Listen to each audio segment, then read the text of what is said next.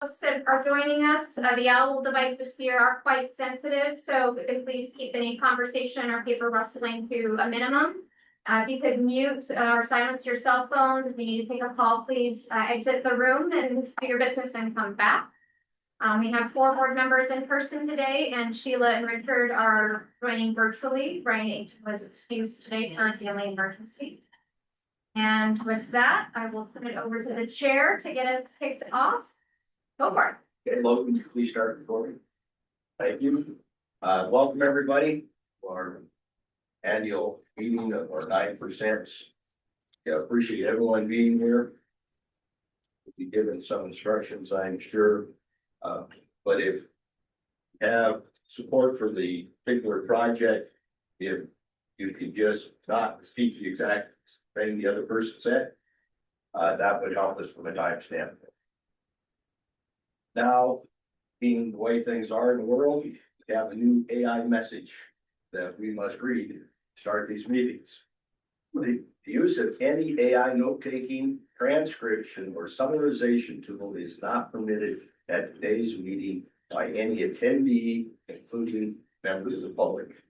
This restriction is in place until the state adopts formal policies governing the use of AI note-taking, transcription, and summarization at public meetings of state boards, commissions, and councils.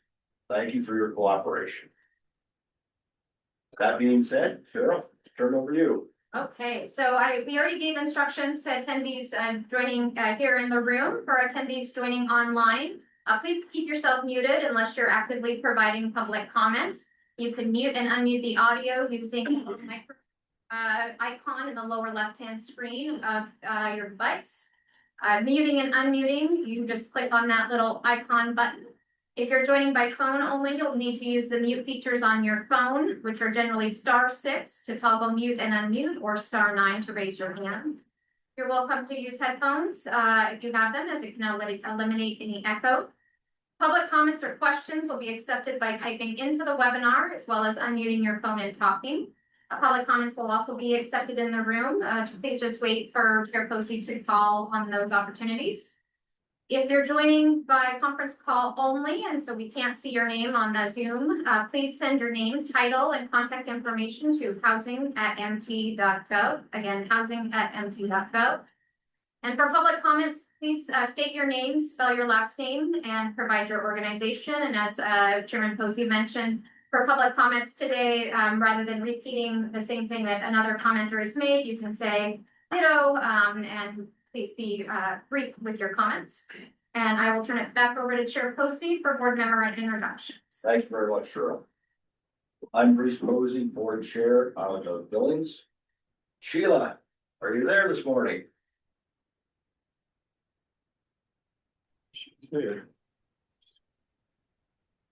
We'll come back to you, Sheila. Amber. Amber Parrish, Board Secretary Billings. Jeanette.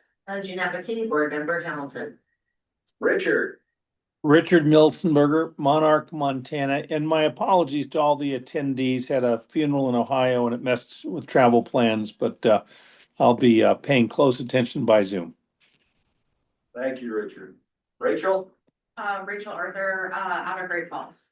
And Ryan will not be with us. She was on had a family emergency. Sheila, are you there? Yes, Bruce, I'm sorry. This is Sheila Rice out of Great Falls. Thank you, Sheila. I appreciate it. Both you and Richard for getting on. Thank you very much. Cheryl, back to you. Okay, we'll go ahead and introduce board staff members that are here in the room, and then I'll have Joe read through the board members that are joining virtually. We do have several board staff that aren't here in the room today or joining virtually because this is the Jason Hansen Multifamily Development Show, and so Vicky and Jessica and Jesse got the pass to stay back at the office and try to take care of some business there, but you guys will see them here tomorrow. So I'm Cheryl Cohen, Executive Director of the board. I'm Nathan Villieu, General Counsel, Board of the Bottom of Jackson River Grant. With me is my associate Grace Berner, who's working with me on all 4 financial projects. I'm Grace Berner, as been said. Logan Goldberg, Executive Assistant. Joey Philippus, Operations Manager. Brian Bart, multifamily asset. Jason Hassel, multifamily program manager. And Joe, if you could read through, board and commerce housing division staff joining virtually. Sure can. Megan Surgener, ops supervisor. Ashley Miller, accounting and finance. Charlie Brown, home ownership. Danielle Bauer, servicing. Jesse Ennis, servicing. Jessica Michael, home ownership. Let's see. I think that was it for Montana Board of Housing, unless I missed anyone.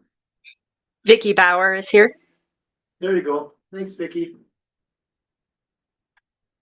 And Joe, if you just wanna Yeah, read through who's online and then we'll do brief introductions and then. this is always fun. Thanks. Angela Getchell, Charles Alvarez, Drew Page, Eric Hanks, Jake Clark, Jennifer Wheeler, Jim Morton, Larry Phillips, Nina Chu, Nancy DeRozier, Nicole Pfeiffer, Parker Webb, Ron Culver, Tiffany Hatney, Trista Krantz.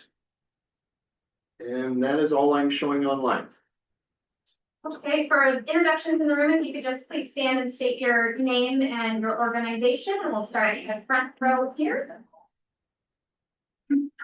Good morning. Good morning. My name is Desiree Cole and I'm from Deer Lodge, Montana.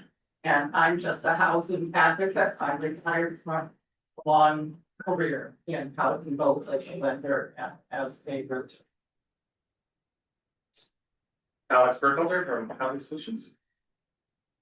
Tyler Currents from Housing Solutions. Yeah, Andrew Connell, Northwest Real Estate Capital Corp. Matt Morgan, Westchester County Housing Pro. I'm Paul Cap, Summit Housing Group. Morning, Don Sherhan of Sierra Builders for Basin and Valley's. Morning, the Freckle also for the Sierra Builders. Good morning, I'm Jen Neal, I'm the executive director of Water Estates.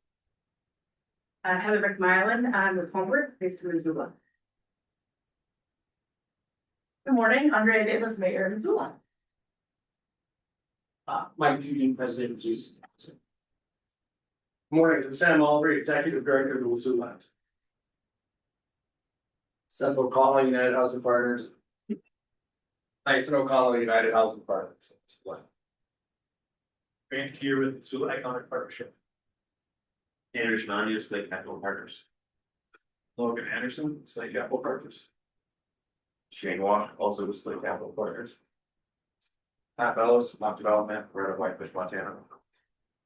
Alex Tim, Mark Development. Grant Schnell, Mock Development. Mark Fish Development here. Angie Ferguson, Thomas Development. Sydney Recreation. Gene Lillard, GL Development, Helena. All right, I think we've gotten through all the introductions. Back to you, Jim. Thank you very much. Now's the time for public comment.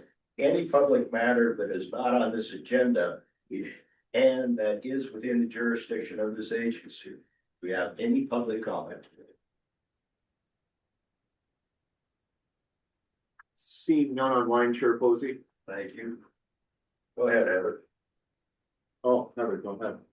That's okay. That's all right, that's all right. What's going on? I'll be brief. I know it's gonna be a long meeting today.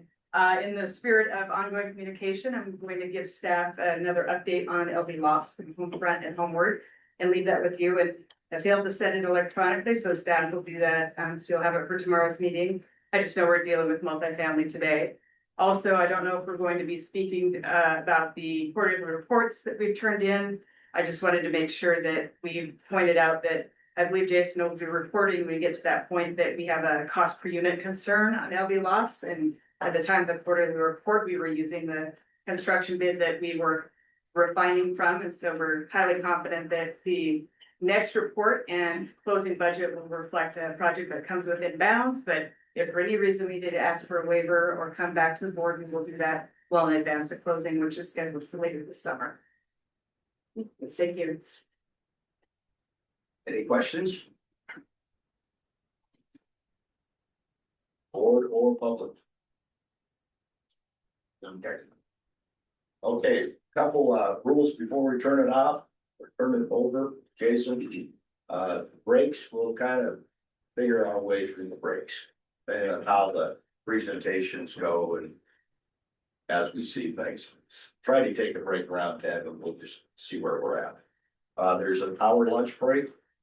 And again, maybe it's at noon, and maybe it's at 12:30 or it's 11:30, just depending upon when we have to get what we're getting. That being the case, it's now time for our 9% presentations. And I will turn it over to Jason. Great, thank you, Mr. Chair. Board Chair, we need to do minutes from, We're gonna do that tomorrow. Board meeting. yes. All right, 9% of my tech pre-application presentations. Applicant presentations will be limited to 10 minutes or less. We'll have a 2-minute warning. Joe's gonna be doing the timing. The board may ask questions of applicants and discuss proposed projects for purposes of assisting the board in determining which projects it will invite to submit applications and assisting applicants in presenting better applications. But such questions, answers, and discussions shall not be binding upon MBOH in any later award determination or other board process. Applicant presentations will include any comments from any party on the development team and presentation materials. Public comment will include in-person comments, live conference call comments, and written comments. Comments are subject to reasonable limitations by the chair to minimize duplication, reading of written materials, etc. And also we'll read the memo tomorrow as well, but I just wanted to go through it quick. So board members, while you're listening to just keep in mind, you were given a packet which includes pre-application memos, submitted summary, spreadsheet showing comparative information, spreadsheet packet showing summary of the project, board worksheet for note taking, and Montana economic and demographic data. So when you're going through those projects, thinking about it tonight, that's all in your packets, and that's in tomorrow's agenda packet. Pre-applications include narratives, mini market studies, and public support letters. We didn't have any that came in before the deadline, but we did hand some out here this morning. So board members online, we can see if we can email those to you or get you copies. And so today, no more than 8 projects will be selected during the pre-application round. Those that will be selected tomorrow. Each project selected by the board will be invited to submit a full application. Maximum awards are $8.5 million for tax credits this year again.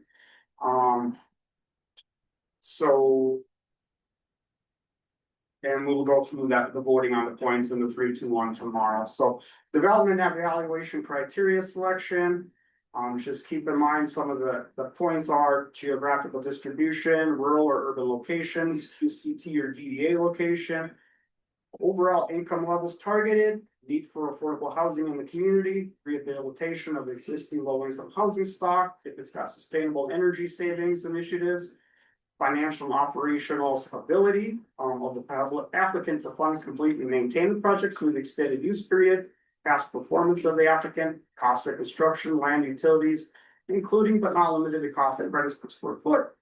The project is being developed in or near a downtown location, neighborhood, frequency of awards in respective areas, preservation of project rental assistance or retention in addition to section 811 units, and augmentation and or sources of funds. So this food for thought while you're listening to presentations today. Thank you. I would ask the board that there's only 4 of us here. We have to lead these questions and discussions. We have 2 online.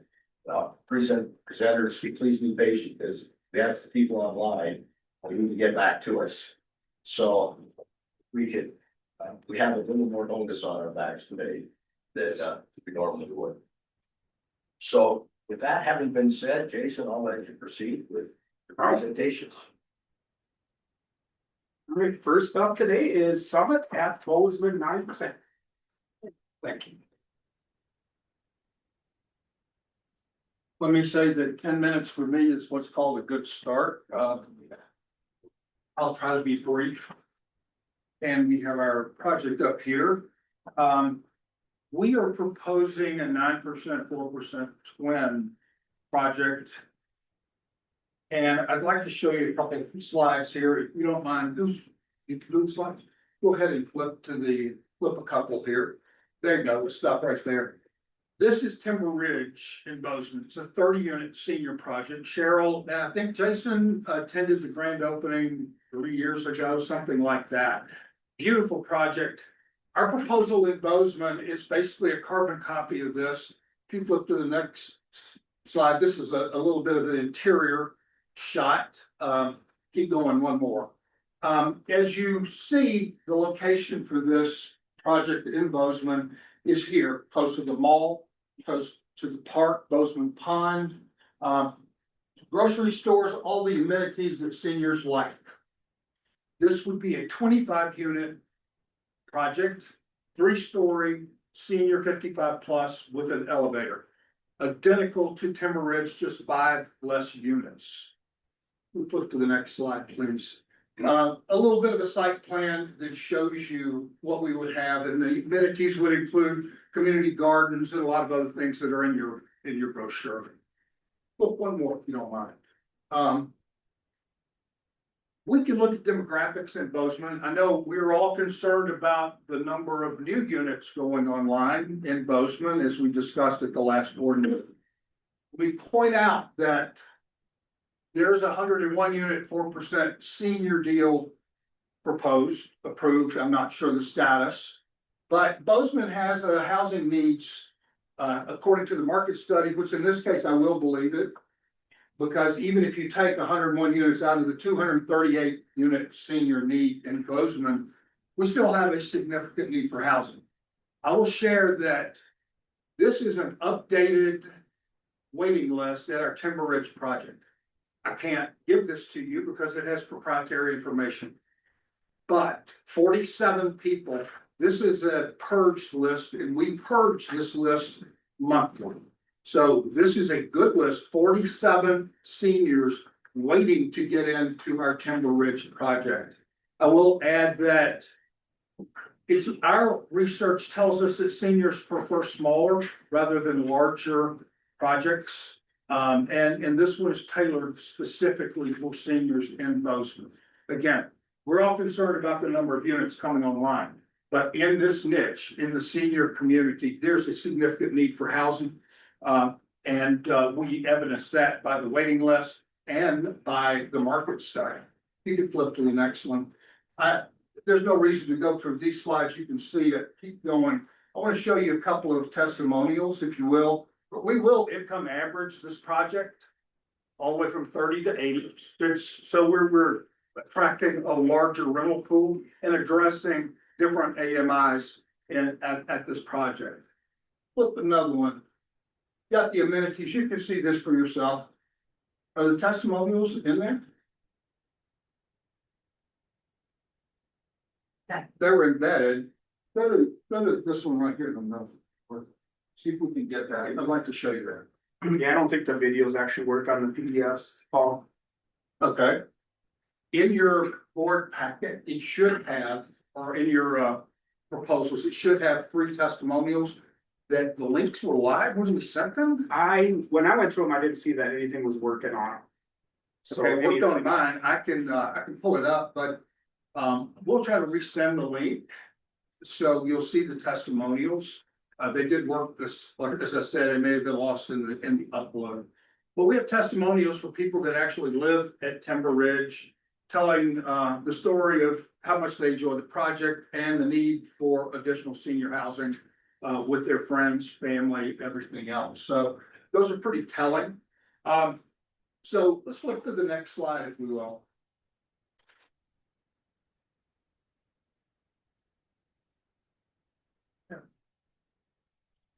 Hold on, it's trying to enable the videos to load, so it's gonna be. Okay, all right. Well, it'd be great. Do we think it may load? It's trying to.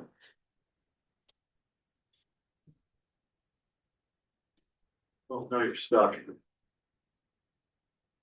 Okay, well, I apologize for that. Technology is not my strong suit. If you have the opportunity, we'll send another link. Please take a look at those. They're very, very powerful. Let's go on to the next thing if we can, unless we're stuck. We are stuck. Hold on one sec. Let me see if I can post and take over the sharing while she works on her. Man, that's in my 10. Can I get time? We stopped it. I'm gonna stop the time. We did. We're Okay. good. No worries. Let's see if we can make sure again.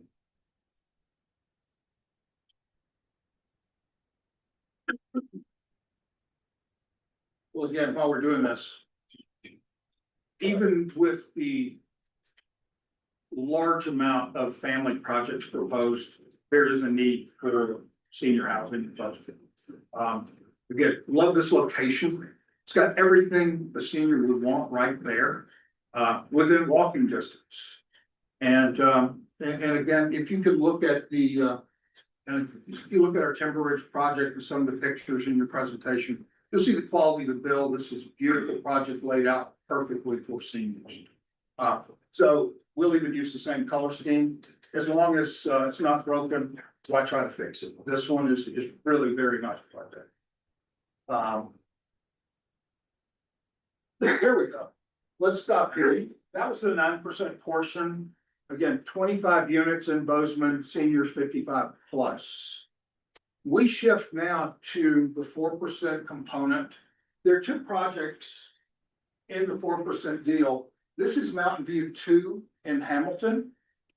We built this project 18 years ago. It's one of my favorite layout designs. The units are large.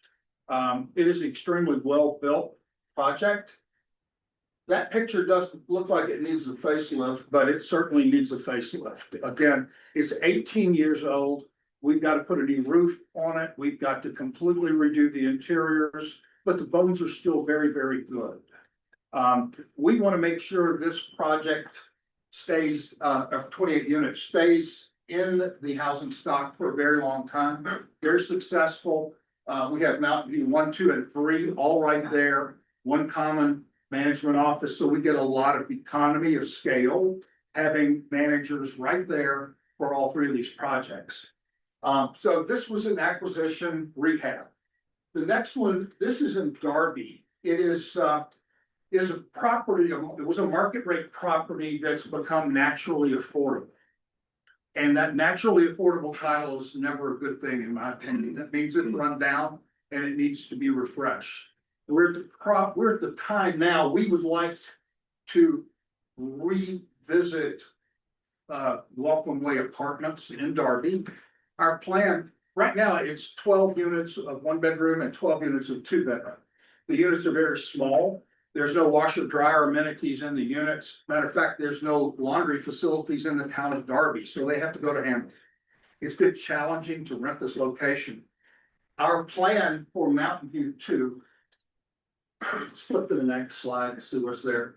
That's the one in Hamilton. Let's keep going just a second. Keep going again and again.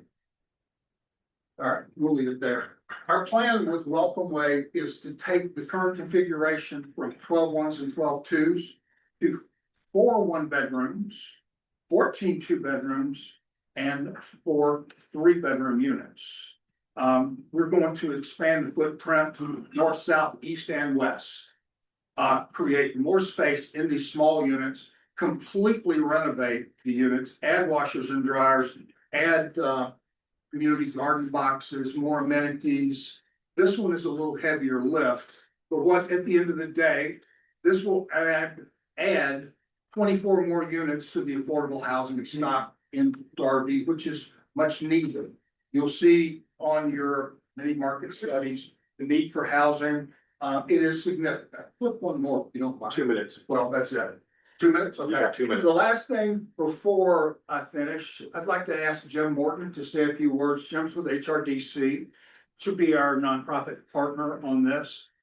Jim, are you there? Can you speak to the need? And Yes. support for this? Can you hear me? We can, thank you. Good morning, Mr. Chairman and members of the Board of Housing. I want to just briefly mention that in terms of the bidder, which you all know, the growth. I won't go into that. You have the methodology that's in the market study. The city of Hamilton does engage with our Bitterroot Affordable Housing Coalition. They have a member on it. We talk about the need for affordable housing. So we have engagement of public officials. And what I want to also mention is that the HRDC and Summit have partnered before for those projects where there will be a tenant stay.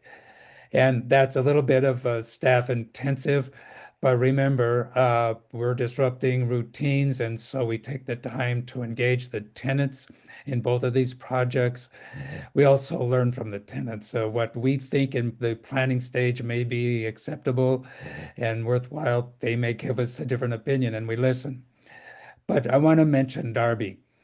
Darby is a small community, and many of you would wonder, okay, why do we want to engage in this market study, market rate transition, which to me is very exciting. It adds to the affordability. But from a small community perspective, lower income households are there for many reasons. Maybe they like the particular scenery, but also we investigate relationships which are important, how they interact and help one another. They carpool into Hamilton. For instance, Hamilton had an Envision Hamilton process, which I was part of, and they determined that there are thousands of people every day coming into Hamilton for one reason or another, which is fairly astounding. Some of those people may want to live there, so they are attempting to look at their infrastructure and provide for that. But back to Darby. People in Darby understand the need to. Yeah, my time is up. Sorry, but thank you very much. Let me just say, even though time is up, this is going to be a tenant in place rehab, so we're not displacing the tenants. Right. We know how to do that. And we did partner with HRDC across the street at Bitterroot Commons. So the Welcome Way, it has a next door neighbor that we're already managing. Any questions, comments, things I can clarify for the board? Okay, so let's start off first with any board questions. I had a question, this might be more for staff. Last meeting in Hamilton, we discussed the Bozeman number of units. Did that include senior projects? Was that all inclusive? Yep. Okay, and do we know how many senior projects have been approved? Or Yep, there was that one, is it Sage or Alder? Hundreds of units. Yeah. Okay. Do we have other board questions? I have a couple. This is unique 4-9, where 4 is gonna be in one area and 9. That's right. What's the advantage of doing that? There's not an advantage or disadvantage, Bruce, as long as we've got, the 4% is a little bit more complicated. Especially scattered site.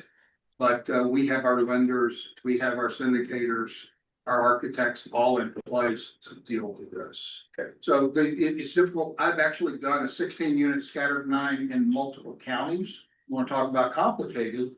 That was it. But this one was being Hamilton, Darby, Vermont Beach. I'm gonna ask this of all the projects. Are you, is it Go Montana, is that our funds now? Go house. Go housing, thank you. Are you applying for Go housing funds as well, or have you applied? And then I have just in the Bozeman project. Sure. A senior project, you mentioned the Timber Ridge. What, are these average seniors retired?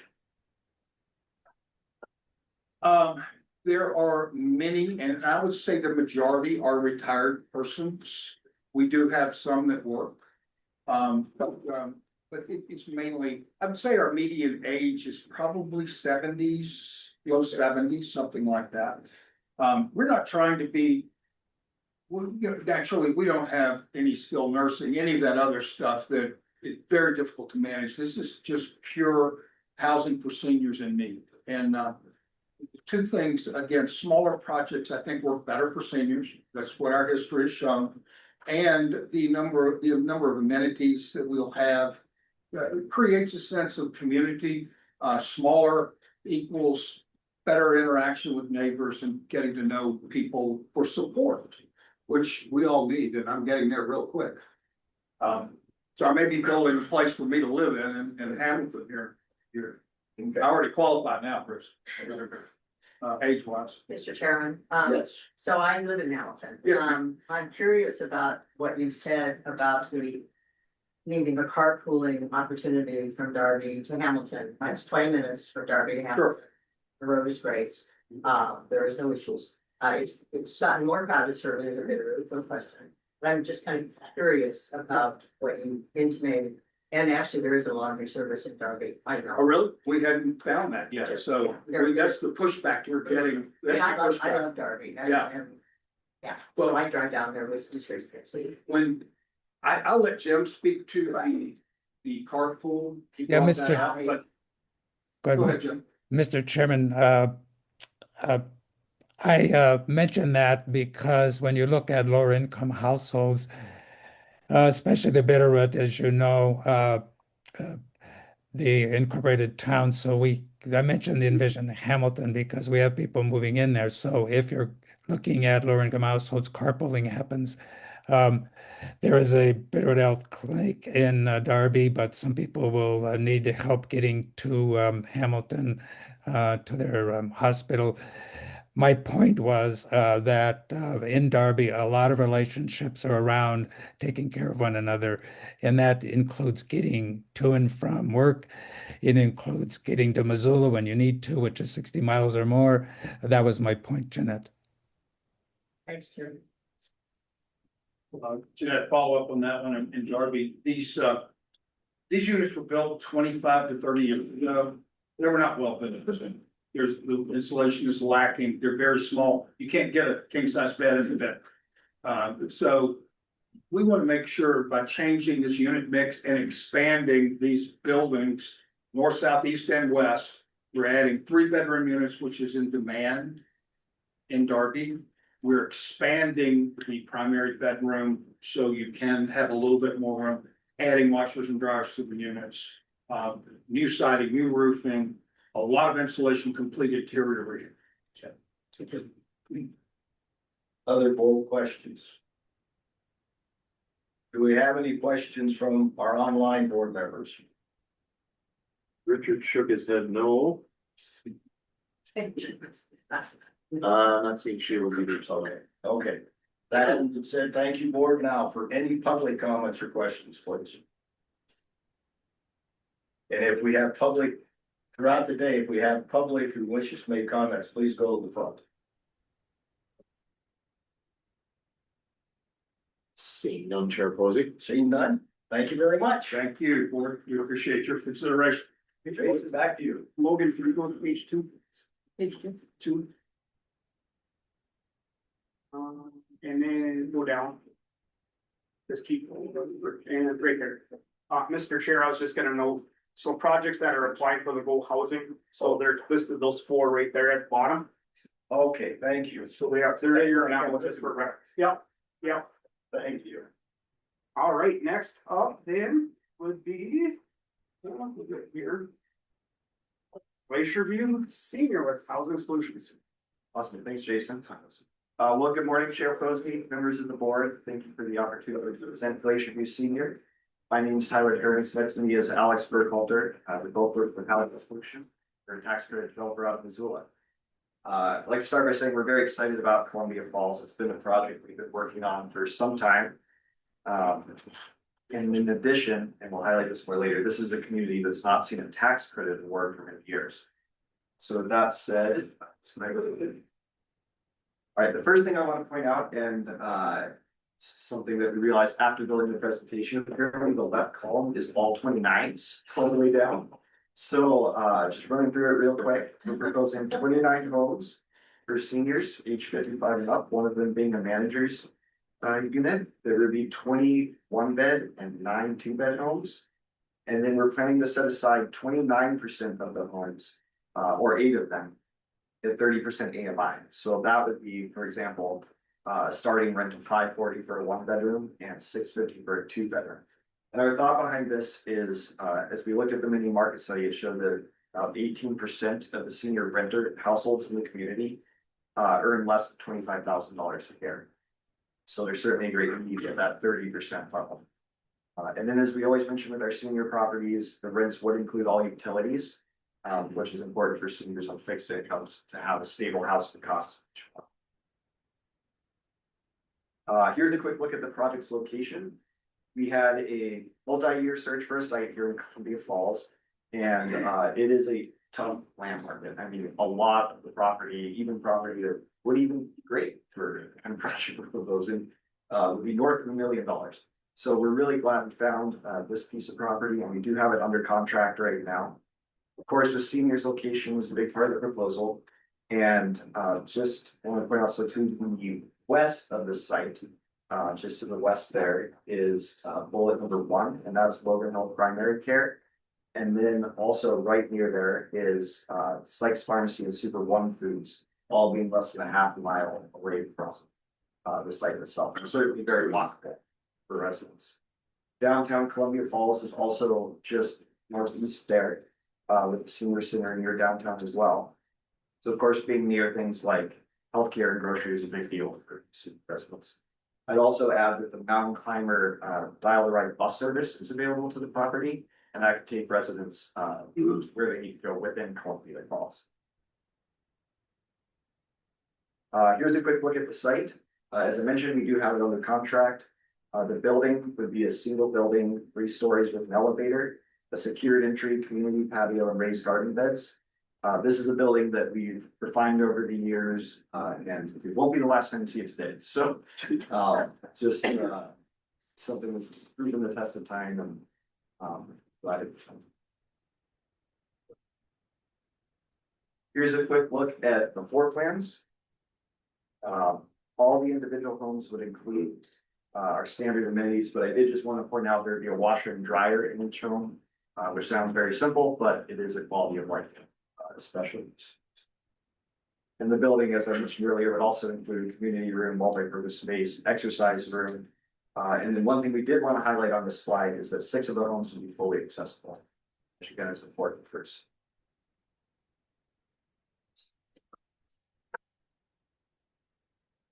We included this slide to get a sense of the affordability of Glacier View's rents. So to take, for example, a 30% AMI home would be $650 per month with all utilities included.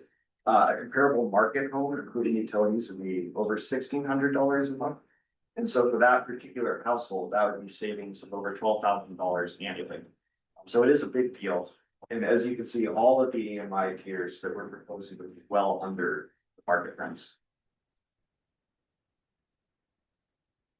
This particular slide speaks to the need in Columbia Falls.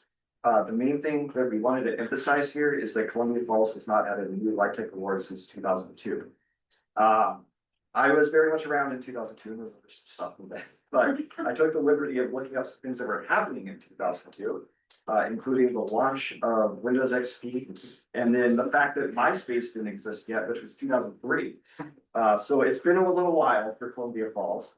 And also on this slide, notably, seniors make up a large share of the population, and many market studies really show a need with as far as the demand data, like penetration and capture rates.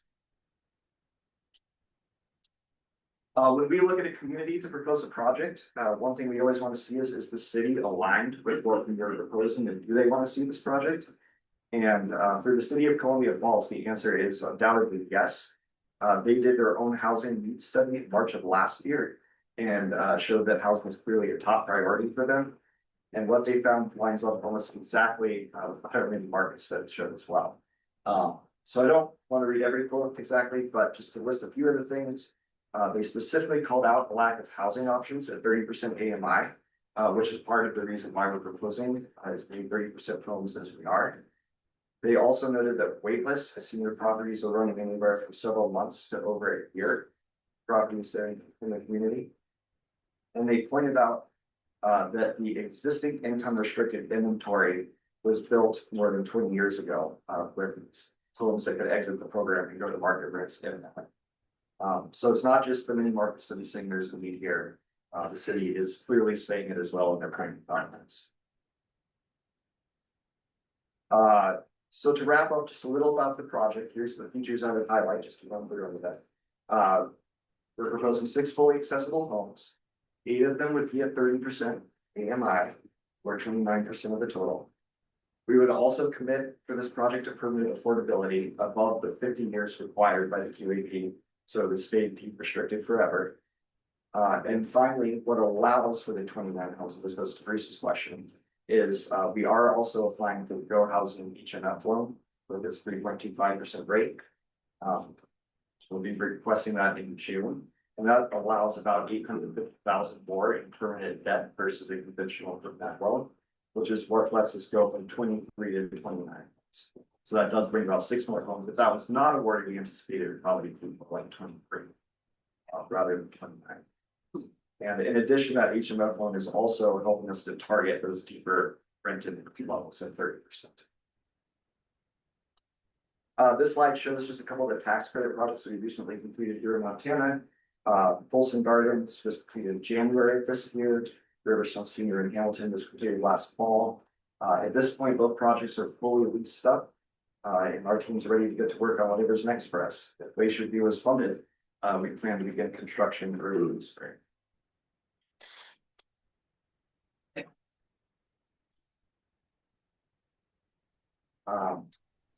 This one didn't render quite right, but I don't know what happened there.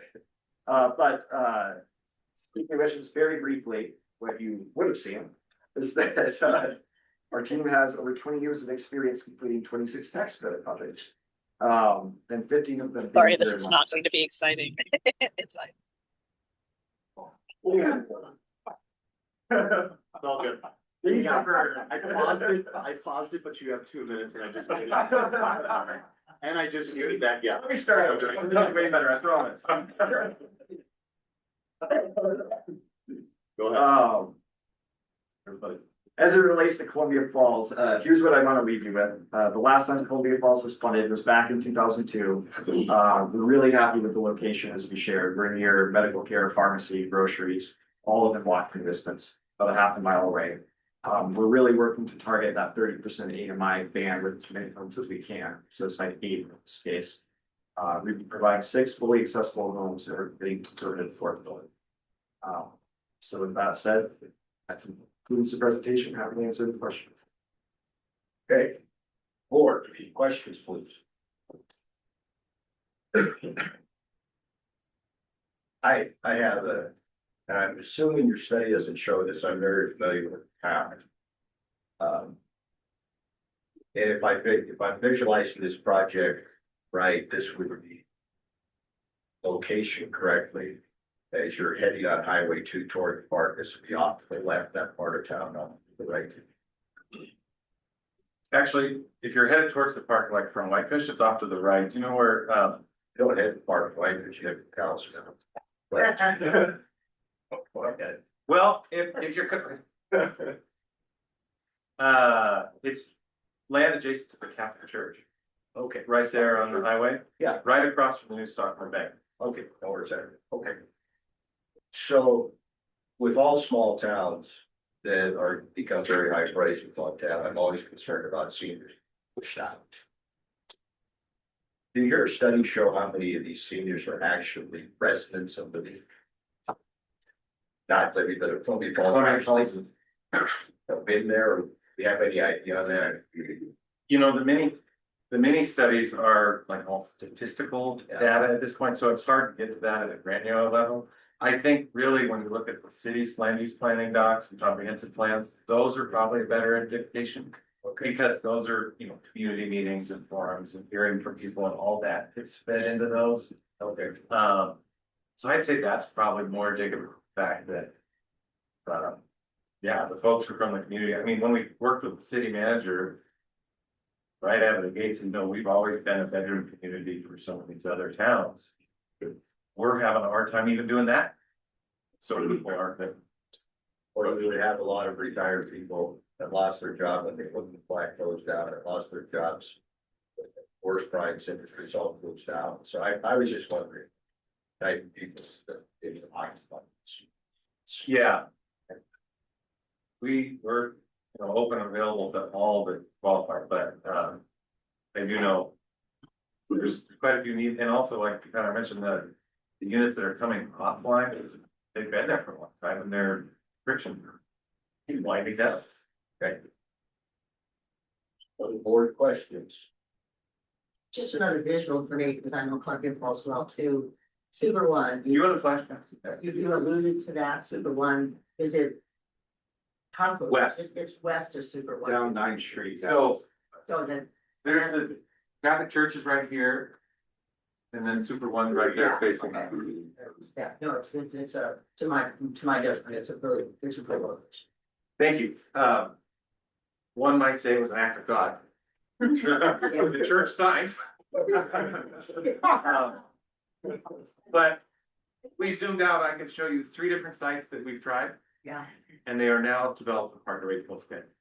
Alex, that was gonna be my question. I remember like within the last decade, I thought it was you came forward with a Columbia Falls project, correct? Yes, and we did not get funded that Right, year. right. That was a site that is now multi-family. Okay, that was kind of my question. Has there been more development, just not the, But yeah, there's been obviously not LIHTC? a lot of market. Okay. Other board questions? Do we have any questions from the 2 board members online? No. No, good presentation so far. Thank you. Thank you, Richard. Anything, Sheila? Nope. Okay, we'll now go ahead and go to public comments or questions on this project. Glacier View Senior. Yes, board, this is Eric Hanks, the city manager of Columbia Falls. Just really appreciate the opportunity to listen to this presentation. And we are seeing steady growth and rising housing costs, placing our seniors on fixed incomes at increasing risk. The housing study details that, and I think they did a good job presenting that. So the Montana Housing Board support is critical to securing the long-term housing stability for our aging population. We are definitely at a pivot point where market forces and outside investment are rapidly reshaping our housing affordability for our residents.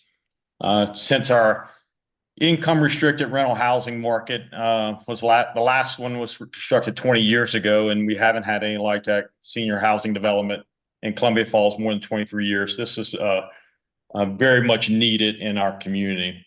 But what's important and wasn't addressed in a presentation is the application is timely as Columbia Falls is nearing wastewater treatment capacity with significant near-term developer and investor interest that may force us into future construction moratoriums until development can occur.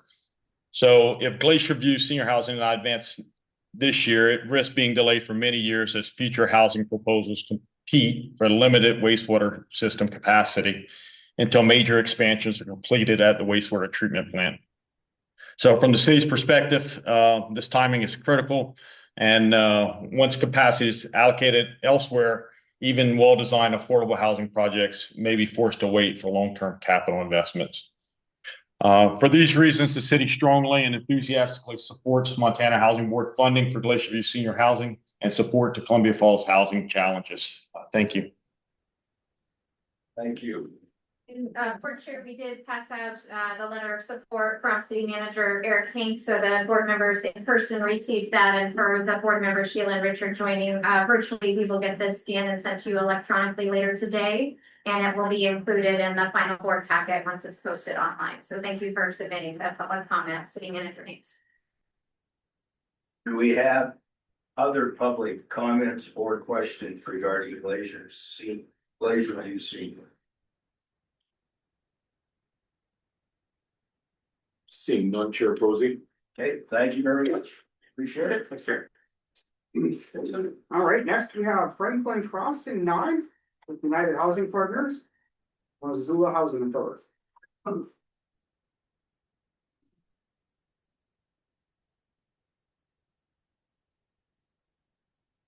Good morning, and may it please the board, chair and board members. Thank you for hearing our project this morning. I'm Tyson O'Connell, I'm the founder of United Housing Partners, and I'm here today to talk about Franklin Crossing. Let me start a little bit by talking about the team and why this partnership is uniquely positioned to deliver on this ambitious project. Franklin Crossing is centered on a public and private partnership between United Housing Partners, the Missoula Housing Authority, and the city of Missoula. Each of these partners is making key contributions you'll hear about today. That was a little cut off, but as I said, I'm Tyson O'Connell. I've been working in affordable housing for 15 years. I've been a partner in 4,500 LIHTC apartments across 17 different states. And I founded United Housing Partners 4 years ago with 3 primary values, which is transparency, teamwork, and grit. We live that every day because complex projects like you're about to hear about with Franklin Crossing need great attention to detail, experience, and at all stakeholders rowing in the same direction. Next, I'd like to introduce our partner, the Missoula Housing Authority. You'll hear us refer to them as MHA. MHA serves over 4,500 residents in Missoula and has agreed to make a $2 million low-interest loan to help make Franklin Crossing a reality. At the end of our presentation, you'll hear from the executive director, Sam Oliver, on why Franklin Crossing is such an important piece of Missoula's housing. And last but not least, I want to recognize our partner, the city of Missoula, because Franklin Crossing does not exist without the city's vision and commitment. The city has owned this site, you'll hear about, since 2017, and they have committed to not only donate the land for this project, but also to contribute $9.7 million in TIF funding to ensure this project is a community anchor with permanent affordability. Now I'll talk a little bit about the project. Franklin Crossing sits in the heart of Midtown Missoula. And for those of you that are familiar with Missoula, you'll understand this, but I'm going to just describe it a little bit. The site is next to the Bitterroot Trail, which is the bike trail that extends from downtown Missoula all the way to Hamilton. And it's overlooking Montana Railway Park, which is shown as the small green triangle there, which the city built shortly after purchasing this site. It's also 2 blocks north of the Southgate Mall and the new Providence Urgent Care Health Clinic, and 1 mile from the Community Medical Center.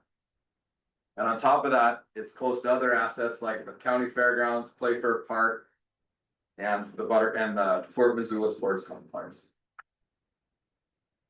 Next, I'd like to talk a little bit about what we're building.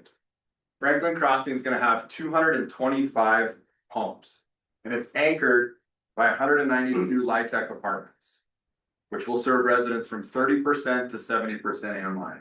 So if you look at the graphic, everything blue is what we're talking about here today on our Twin 9-4 project, and everything in orange are the townhomes that you'll hear about in a minute. The LIHTC project uses a Twin 9-4 structure, along with the $2 million loan from MHA, donated land from the city of Missoula, and the $9.7 million in TIF from the Missoula Redevelopment Agency to maximize the impact. The project has specific set-asides that are noted on the table on the left. And most importantly, I want to highlight that it has 41 units serving 30% AMI.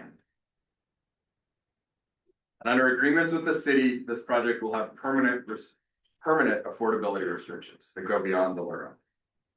Additionally, we'll be using Energy Star appliances and sustainable building materials, and we plan to put solar on top of all of our covered parking, as we've done in all of our recent projects. On top of this, the LIHTC apartments will be the financial driver for 33 townhomes, which will be targeting workforce housing. Those will be for sale outside of the LIHTC setting.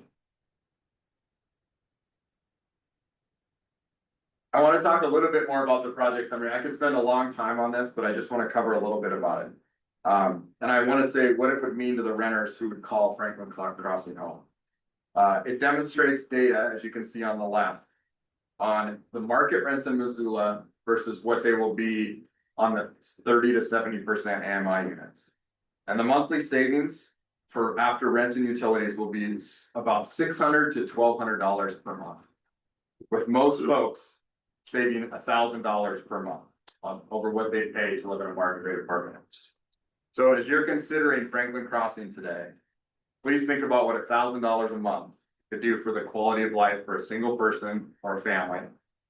And then think about those savings across 192 apartments for hundreds and hundreds of years at this permanently affordable cost. It's truly staggering. I'm gonna move on to a little bit about why Missoula and why now. This first slide shows how unaffordable it is to buy a home in Missoula right now, with median home price 8 times median household income. Missoula and Bozeman, according to Sterling, which does statewide studies on this, is currently one of the two, those are the two least affordable towns in Montana to buy a home. So since homeownership is so far out of reach, communities like Missoula and Bozeman need to build more rental housing. That's the solution for us to get out of this. On the next slide, we're gonna cover a little bit about rental housing. So in the last 5 years, Bozeman has succeeded in adding more rental supply because their homes are so expensive. They've added 3,500 new apartments to their rental supply. And as a result of all that construction, their vacancy rate on new construction rentals has hovered between 12 and 20% as those are absorbed by the market. But the story in Missoula is completely different. We're not building enough rental housing right now. And unfortunately, the very recently released 2025 Missoula Housing Assessment paints a bleak picture with forecasted vacancy of 3% for rentals, which is far below a healthy market. So we need more supply in Missoula right now. And the next slide shows why Missoula is in a unique position of need for this year's 9% raise. When we were researching for this presentation, we discovered that Missoula has received only one 9% LIHTC award for new construction in the last 5 years. This was the 2025 award for Opportunity Place, which is shown as 24 new units on the map above. Meanwhile, the comparison across other cities shows far more awards and far more total units. And this highlights how limited new construction 9% awards have been for Missoula relative to the need of populations. Franklin Crossing is a chance to correct this imbalance and to fund a project that's ready to build, fully supported by the city and the community, and financially leveraged to make sure that the Board of Housing is getting their greatest bang for the buck on their 9% awards.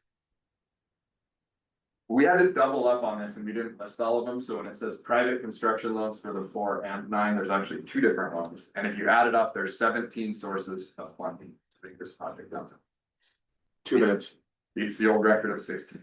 The next slide shows the leverage on what you can do with one 9% award and a $5 million Go Housing Award, which we are requesting for this project.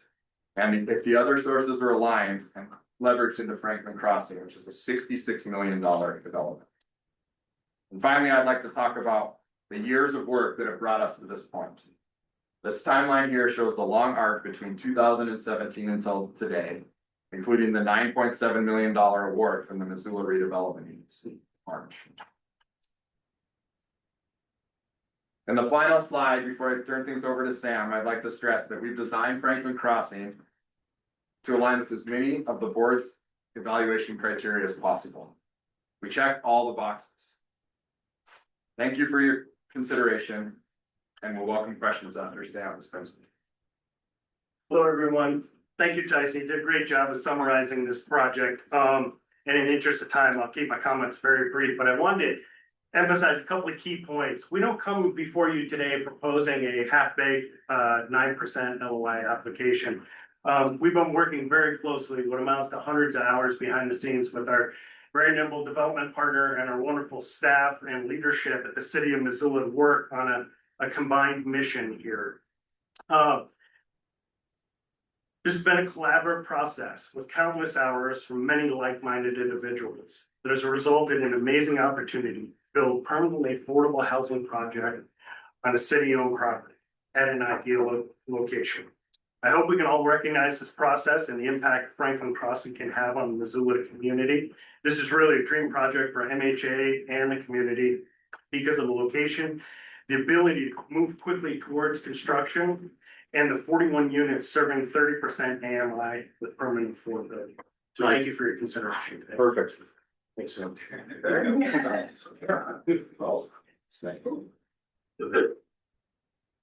Okay. Board questions. I do have a question.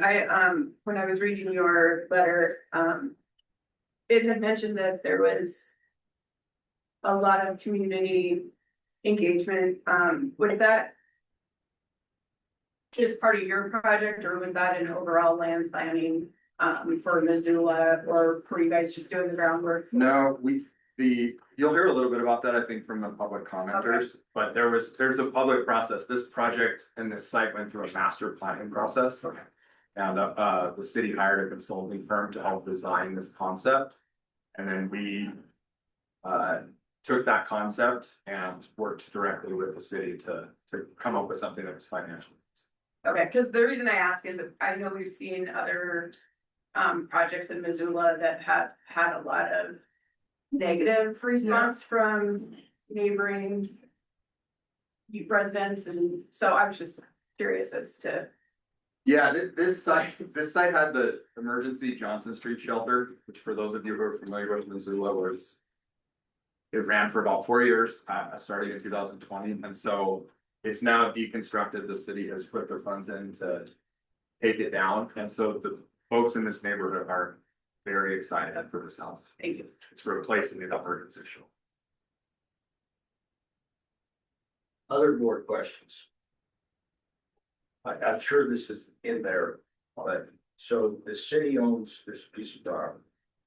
Is the city donating it, giving it? They're donating it to the Missoula Housing Authority. And what is the value of that piece of property they put on it? It's just over $3 million.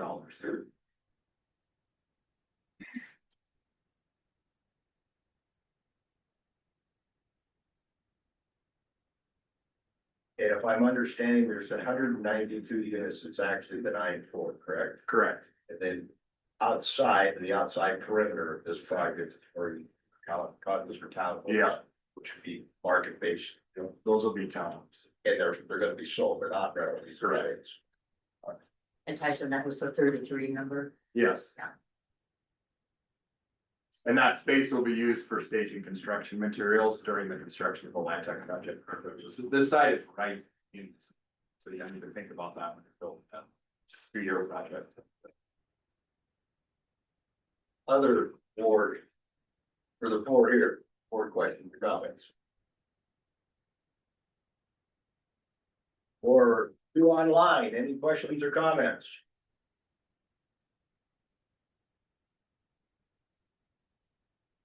Being done, okay, thank you. That being said, let's move on to the public questions and or comments on Franklin Crossing.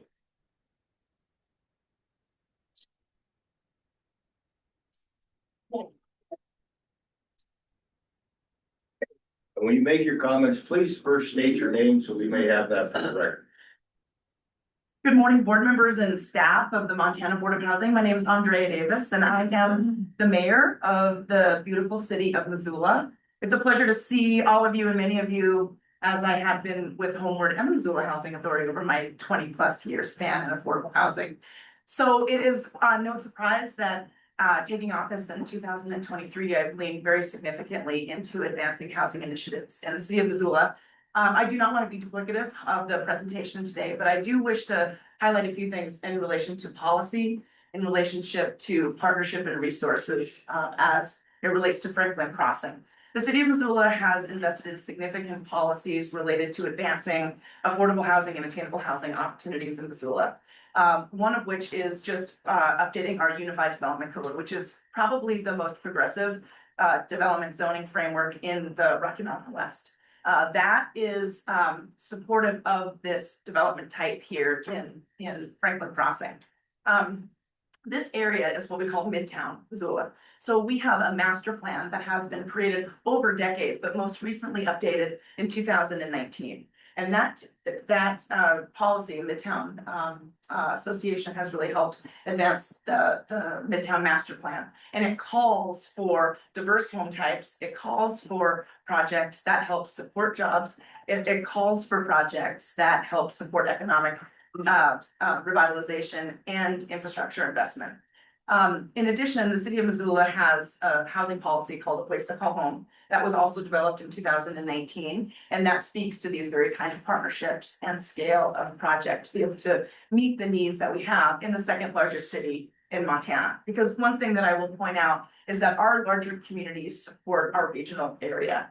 They support the rural communities around us and our rural counties around the state. I'd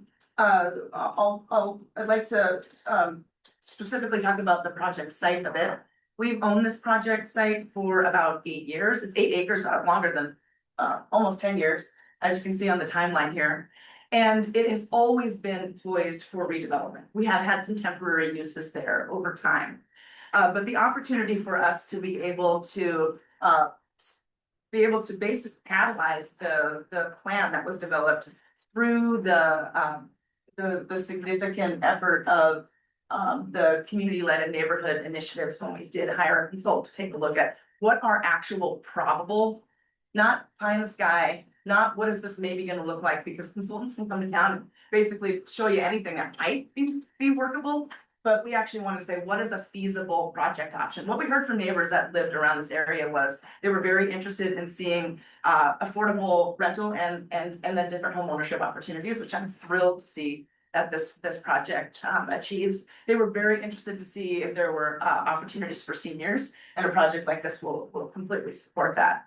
Some of the other policies that this supports is locally, we have initiatives that connect affordable housing opportunities with transit and with commuter options. When we first bought this property, we completed the Bitterroot commuter trail. It's a significant commuter trail in Missoula, but not only does it support people that live and work in Missoula and go to school, it connects us to 40 miles of trail down the Bitterroot. So it's a significant recreational trail all throughout this section of the state.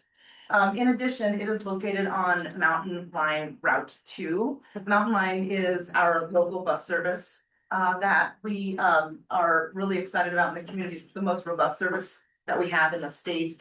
And that is an every 15-minute schedule-less transit system. So immediately adjacent to this site will be a bus service that supports folks. The partnerships is only how we get that done in the city. The city has no interest in building and owning affordable housing. But we do have interest in significantly advancing goals like this. So you heard it in the project presentation. We're contributing the value of the land, and then we are contributing to the economic opportunities and infrastructure investment through tax increment financing. This is located in what's called Urban Renewal District 3. Urban Renewal District 3 is at a pivotal point right now where we have the resources to be able to do this. And so we'll be contributing approximately $3 million to the infrastructure that is necessary for this project, the public infrastructure, and then approximately $6 million into the vertical construction, because fortunately, the Montana legislature made workforce housing an eligible use of tax increment financing in the last couple of years. City of Missoula has been utilizing that as a significant policy to drive housing initiatives. And this project certainly is that. We're thrilled with the partnership that we have in place here, and I'm available for any questions if you have them. Thank you for your consideration. Mr. Chairman, Andrea, obviously, we've known each other for a long time. Indeed. Actually, she's supported us for tons of times and never answered this. I'm gonna.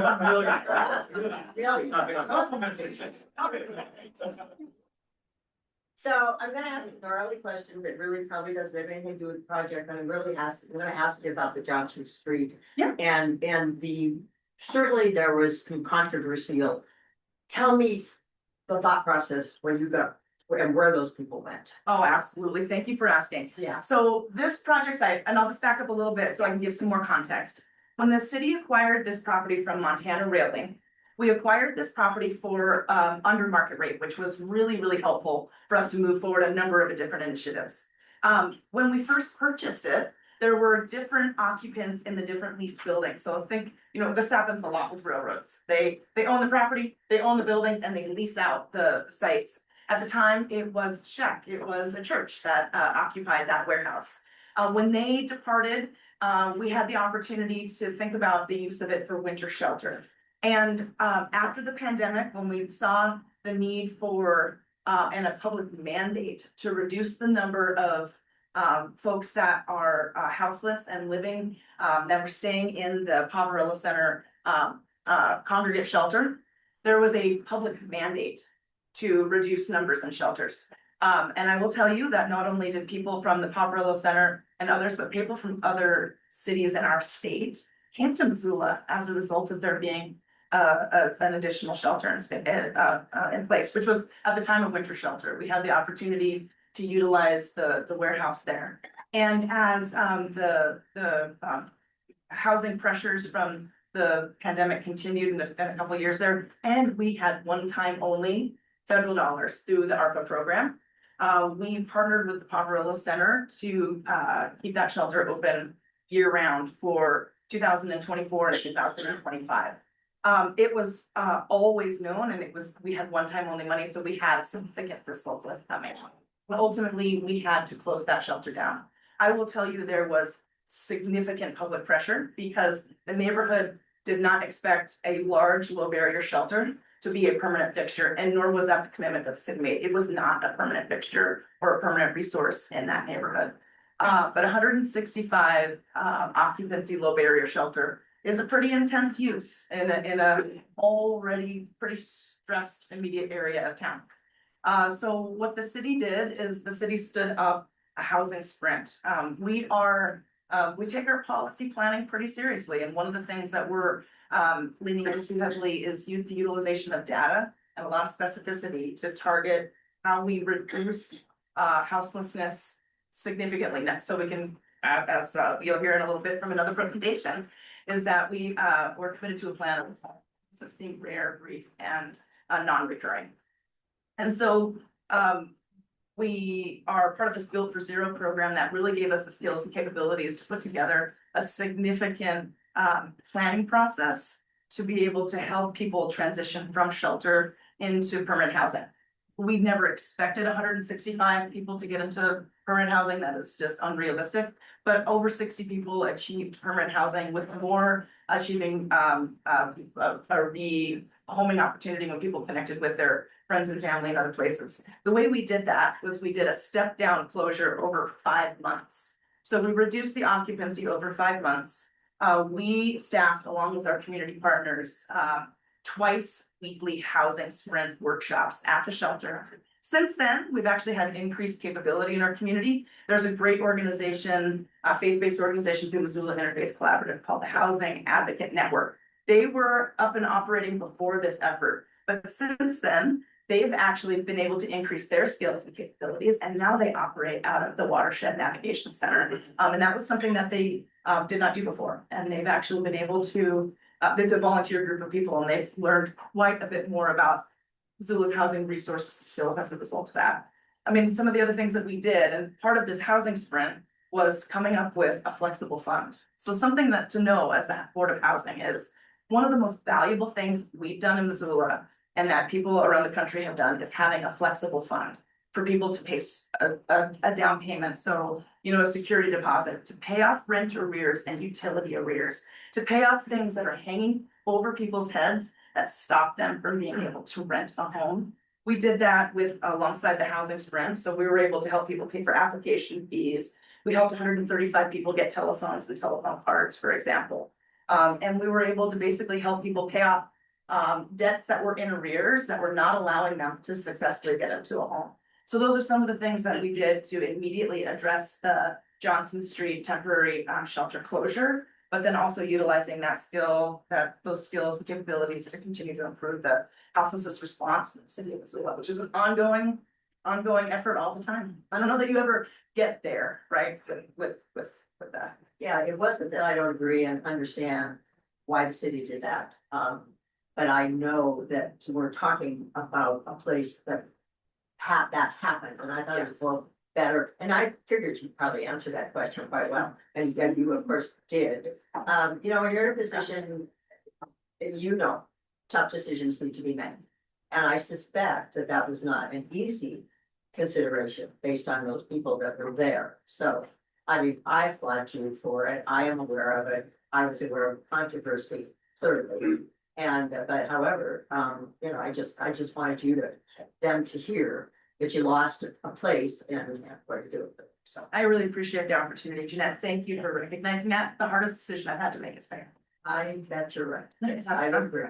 Yes, and yes, thank you very much. Absolutely. Beth, thank you. I'm available for more questions if anybody has any. Any more questions? Other public comments? I'm Mike Nugent, I'm the president of Missoula City Council. I will not repeat everything the mayor just said. I actually also represent this part of town. And I sponsored the resolution in city council 4 years ago now, that required the city to start master planning this because, to answer your question, Ms. Parrish, the neighborhood needed something else. The need for that shelter was real, but it wasn't the right place and wasn't the right space. And I think all the initiatives the mayor talked about really helped us kind of transition out of that. But the neighborhood is ready. And so that master planning process was exciting. And it was exciting that our partners at the Housing Authority were able to step up and say, hey, we think we can beat this. So now it's putting all the pieces together, and to make something as big as this happen, there are so many moving parts. And so I'm just gonna spend the rest of my time until this project gets off the ground, kind of advocating for why it's important, why it's gonna be a game changer, not only for the neighborhood who wants it, but for the community as a whole. Because as Tyson talked about, getting as much as 40% AMI, one of the biggest misnomers of the Johnson Street shelter was that everybody who was staying there didn't have a job. And as we know, that's not true at all. Homelessness, there are a lot of people that just can't quite get over those barriers. So the city has done a great deal of effort to try and help, and getting more 40% AMI housing goes that way. City council is not a full-time job, so I also in my professional world run a statewide real estate company. And so one of the things I'm most excited about this project is not only the permanently affordable, but right on site, the same campus is gonna have home ownership opportunities. So we're not segregating different types of living options. We're having that diversity of housing all in one place. So I think this is a great project, and city council fully supports it. Mr. Chair, members of the board, my name is Grant Kier, last name is spelled Kier. I'm the president and CEO of the Missoula Economic Partnership. I'm here to support this project on behalf of our investors and our community. We are mostly made up, our board and our investors in our organization, with the regional economic development organization, are primarily our larger employers in Missoula. What I want to say is I didn't wake up yesterday and decide we would come and support this project. We've gone through a massive changes in the organization. Our employers and our businesses will tell you the number one problem in Missoula right now is the cost of housing, is preventing our businesses from growing. They have jobs they can offer, and when they offer them to people, even with increased salaries, they're unable to find houses they can afford. This is impacting our schools, our hospitals, our firefighters, our police, and our other major businesses. I'll give you one example, a very exciting success story from Missoula. Montana Knife Company just invested in a massive new manufacturing facility. We are very proud that they've continued to make our community their home. They have gone from 30 employees to 110 employees over the time we've worked with them. They're still struggling to find places for their young employees to live. Many of them are living in their parents' homes in Missoula. We are here to support this project because it is operating at scale in a place that our community welcomes. Our employers are paying close attention to our housing problem. We have been asked on their behalf to put a lot of pressure on our city to move faster to address this problem. This project represents them moving faster with great partners who have a strong track record of success throughout the state. We'll also just add, because we didn't start this, our interest in this issue overnight, we are also co-founders of the Missoula Housing Impact Fund. So our organization went to our philanthropic community and raised $5 million to start a fund that is now housed by NeighborWorks Montana, which is a part of this capitalist act. All of us in our community are taking this issue really seriously. This team and this site are a huge opportunity for us to move forward quickly at scale in a way that will impact our employers, workers, and the whole community. So I really ask for your support of this project, your investment in Missoula at this time. Thank you.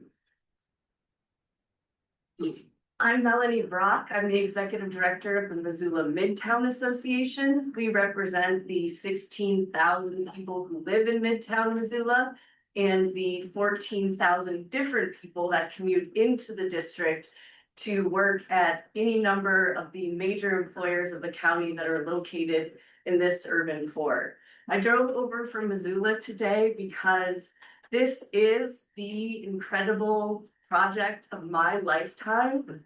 we hear from the residents in this Southgate Triangle, Franklin to the Fort neighborhood, that they live in fear every day that what is going to happen to this dirt is high-end condos, something new and shiny that will have a ripple effect throughout the entire urban core of Missoula.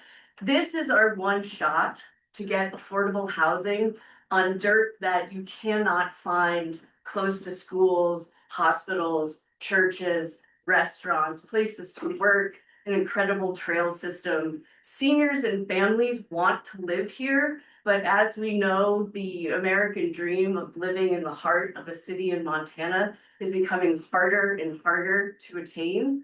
This is the project. This is the project that has been decades in the making. These partners here who all came over today, it sounds like that 17 funding source stack is just the perfect combination, but as we know, if one funding source falls, this is a project that might just be that, remember in 2026, when the stars were aligned and we couldn't land the plane? I am here to beg of you to help us land this plane. The families and seniors who live in this neighborhood, this is their one shot to not only stay there, but to see their family members and kids have opportunities to live in the central core of Missoula. So thank you so much for all that you do and the important role you can play in an absolutely game-changing project for Missoula. Thank you. Do we have any board questions? Do we have any other public comments? Seeing none, Chair Posey. Dyson, I have one more question.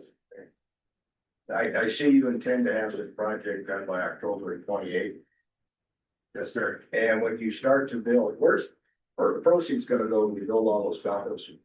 Those condos are the second phases. We have to buy that land. Okay. For at market rate. That's not included in this. That's an ancillary benefit to this project. Okay. Those will not be till 2 years after the project. That's gonna be a project in and of itself. That's Correct. Okay. Well, that's not my question. Thank you. It is approaching 10 o'clock. Let's go ahead and take a break. We've gone through 3 of them. We have 11 to do. I guess we can get 4 more done by noon. Right, so come back at 10 after? That would be great. Okay. Okay,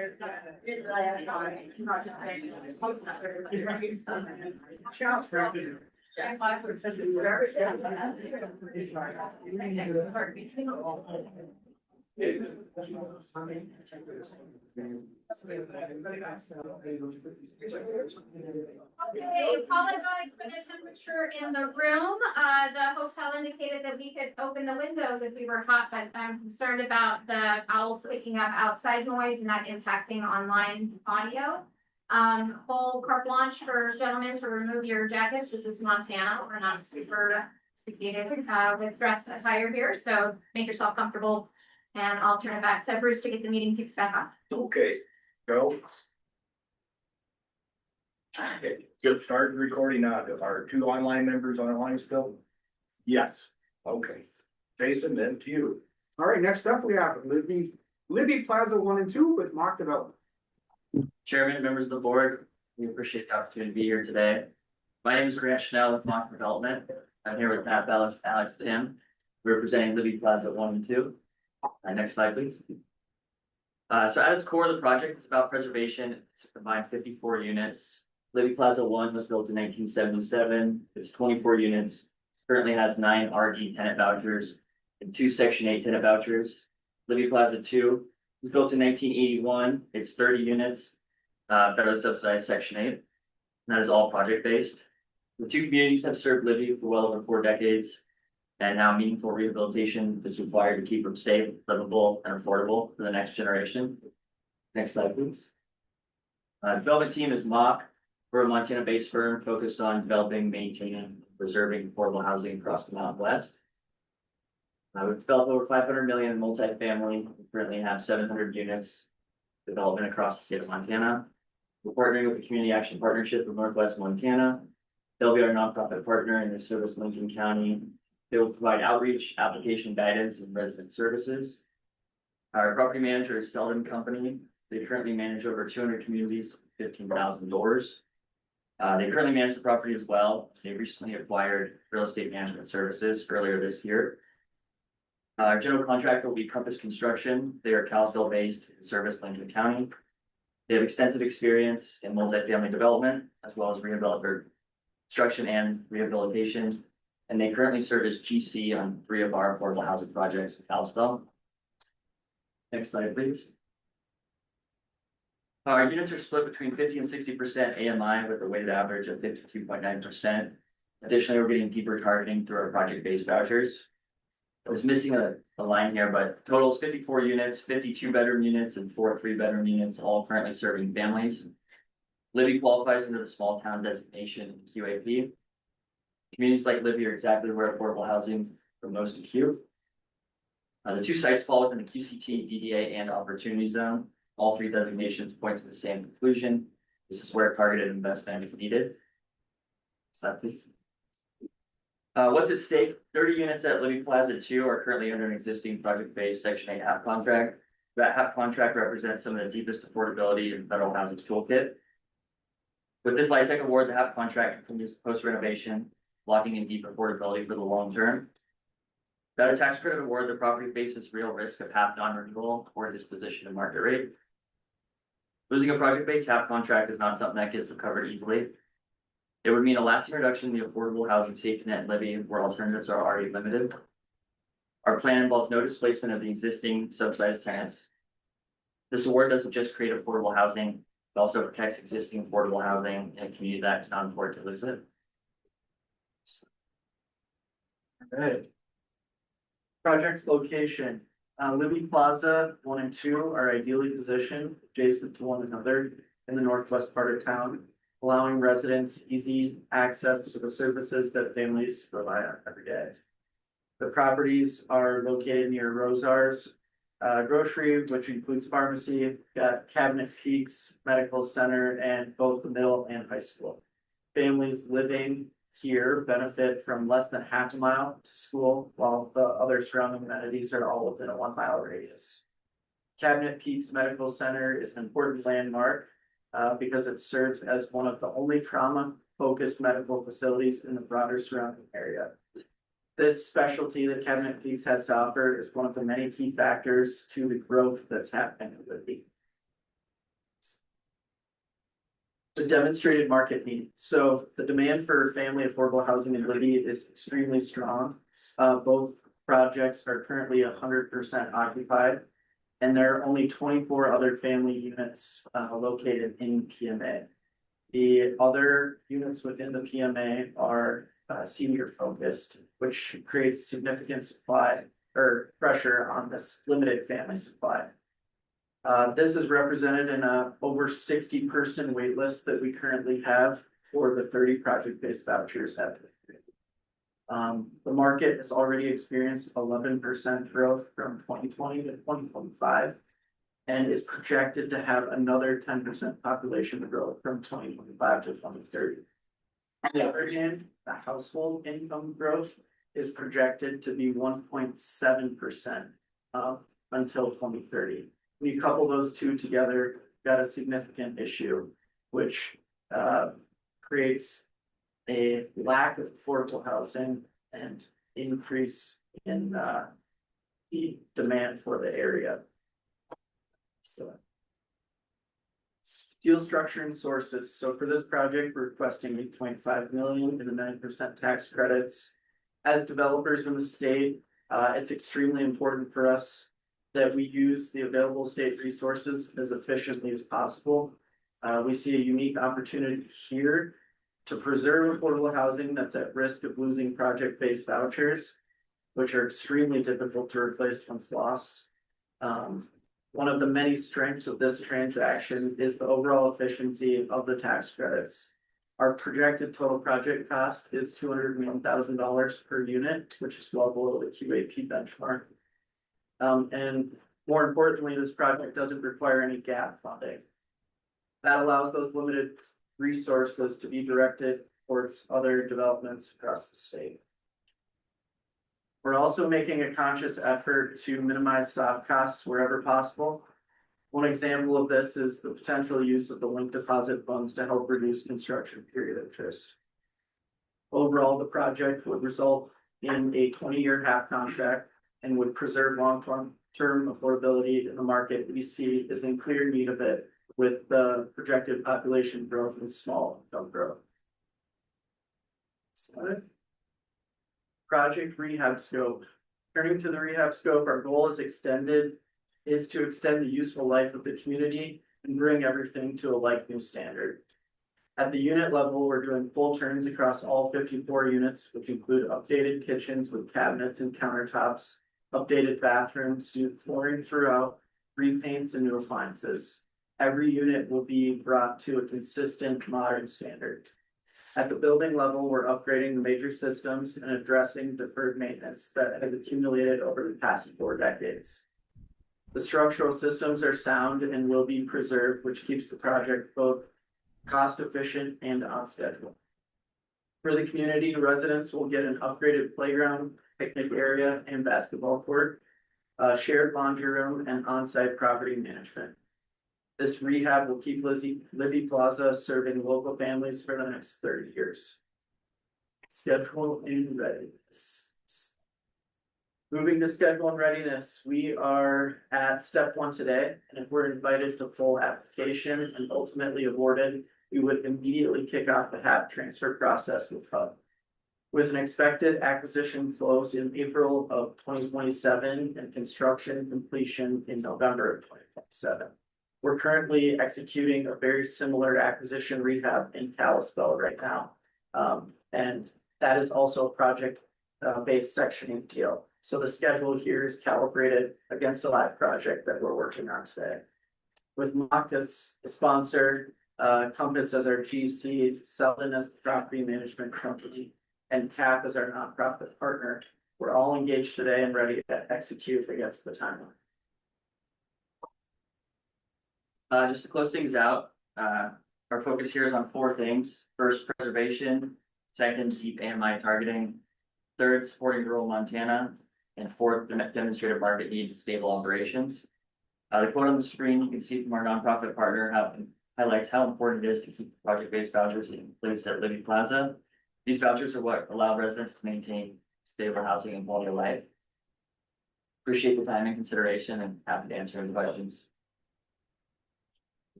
Thank you. Question from the board. I had a question. So there's no structural rehab? No, okay. Because my concern is when you're looking at a 50-year-old building and you start moving walls, you're gonna run into more problems than you started with. So, so it's just cosmetic. Yeah. Yeah, and the owners had a CNA done before we went into the contract as well. So we were able to get brief with prior to anything like that. Mr. Chairman, Yes. would you clarify how much you're asking from Board of Housing? It's the full amount, 8.5. Full amount, yeah, sorry, one clarify.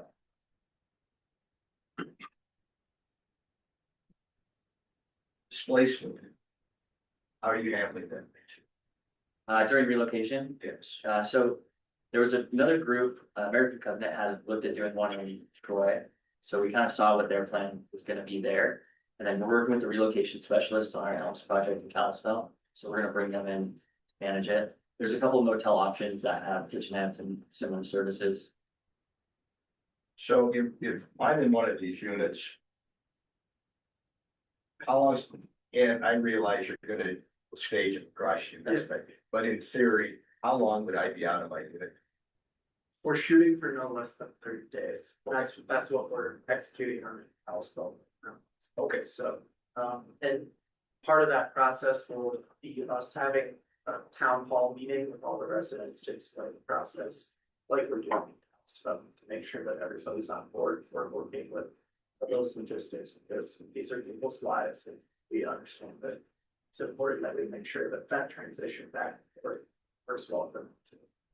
We're gonna have a lot of other options, but So, Mr. Chairman, Yes. and I guess the question was 30 days, let's just say, you might extend to the election, but where are they gonna put it? To hotels. Oh, Yeah, down. to hotel motel options. They're more extended stay platforms, so they have kitchenettes and other services. Is there some kind of, I guess I'm sort of saying, will it be assisted rent or to stay at a hotel, 30 days, perhaps a lot of money to, folks. Is there any? But that's all covered, covered, yeah. yeah. Okay, got it, okay, that answers that. And I think we go to full application, we'll have the relocation plan for that. Okay, thank you. Yes. Yeah, given the FUD involvement, the Federal Uniform Relocation Act is triggered, so you guys can help. Where are you? Called the Elms Apartments on Third Avenue West, close to downtown, there at the post office. Oh, and that's a senior project. Okay. And you say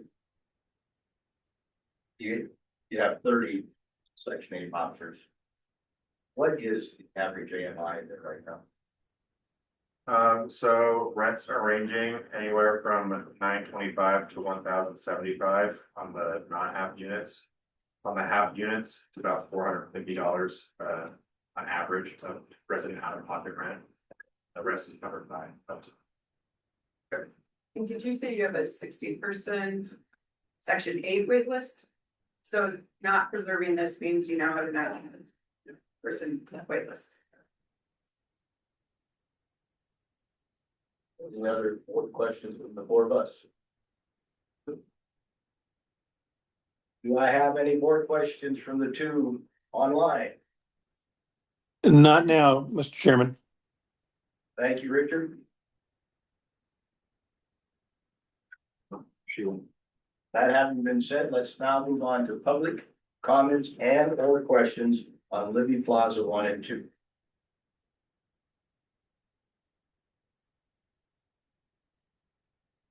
Seeing none online, Chair Posey. And none in crowd.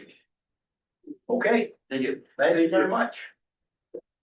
Jason? All right, next up, we have Homes on the Range with Northwest Real Estate Capital Corporation.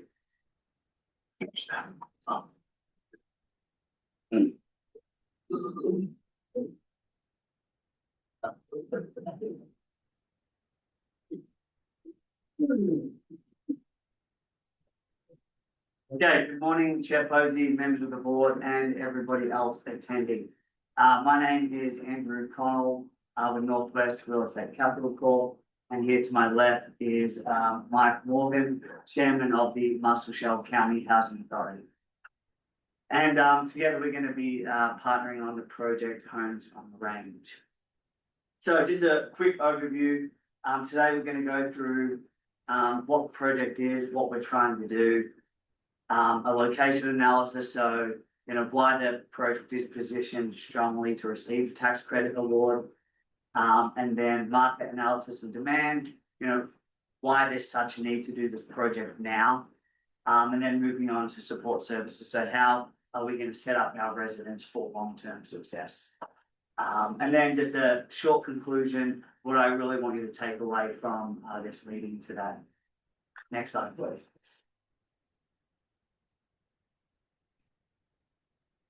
Okay, so this project is located in Roundup in Muscle Shoals County. Project type, this project is going to be a new construction project. It will replace an existing facility, but it's also going to be a preservation project. So there is a HUD Section 8 contract on this property. Every single unit has this HUD contract. And the reason that we'd be replacing the building is because we have documented evidence that the foundation of this building is failing. And that, the reality is we don't know how much longer this building is going to last. And if that happens, there's nowhere for our tenants to go. Next slide. Okay, so the new building will mirror that of the current building. So it will be for seniors 62 and above. There will be 50 units. 46 one-bedrooms and 4 two-bedroom units, as well as, laundry, exercise room, and, community gardens.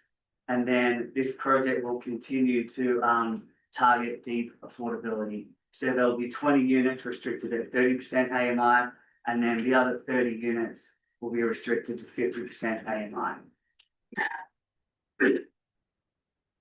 So, moving on to our location, why this project really is in a great position to receive a tax credit award now. So as you can see from the map, it is located in a HUD designated DDA.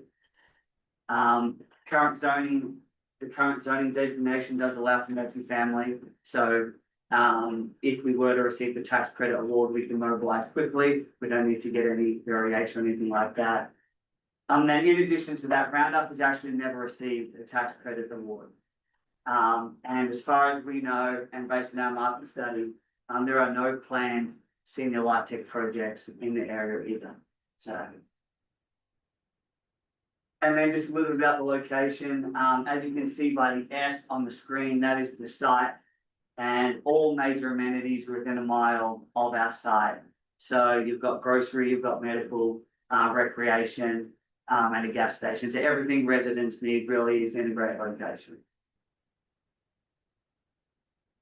All right, why is there such a need for this project? So as you can see, Musselshell County's population through the years of 2010 to 2024, the population actually increased by 20%. But what is actually more interesting is that if you look at that same time period, residents aged 65 and above, it actually grew by 75%. So Roundup actually has an aging population. So the 65 and above population in Roundup is really growing at a really fast rate. And it is projected to grow, 1.5 to 2% annually moving forward.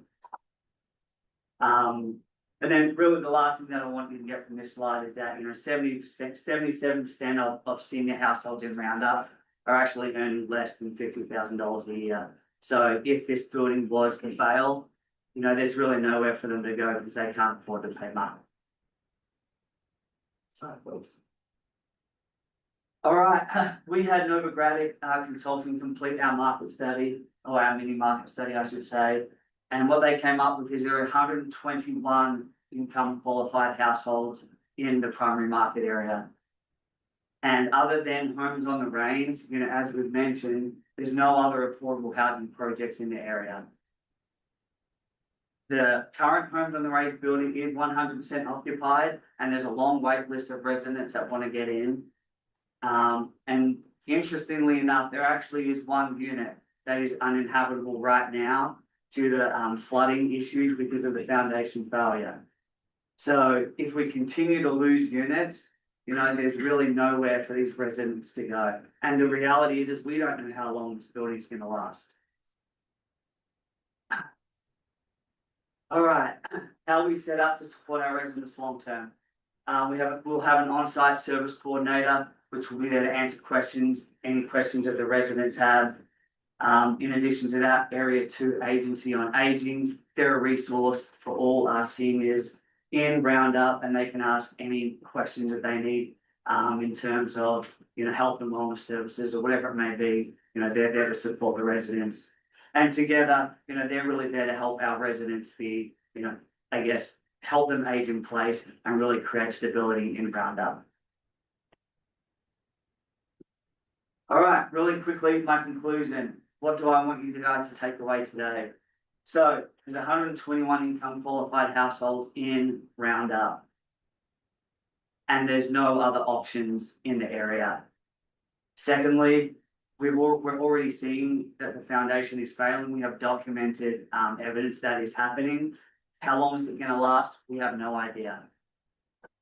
Third, if if the building was to fail and it was to become inhabitable, there's nowhere for them to go. They would have to leave their community, leave all their support, and they would have to leave Roundup. I think the closest light tech project is in Billings, which is about 50 miles away. And then lastly, we're just trying to be proactive. We're trying to, get ahead of an issue that if it does happen will be detrimental for the residents, in Roundup. So we're trying to be proactive and really, come up with a solution before it happens. With our remaining time, I just want to pass it on to Mike Morgan, who will share just some stories about the residents and what it would mean to them. He has an accent, but I've got a real bad accent.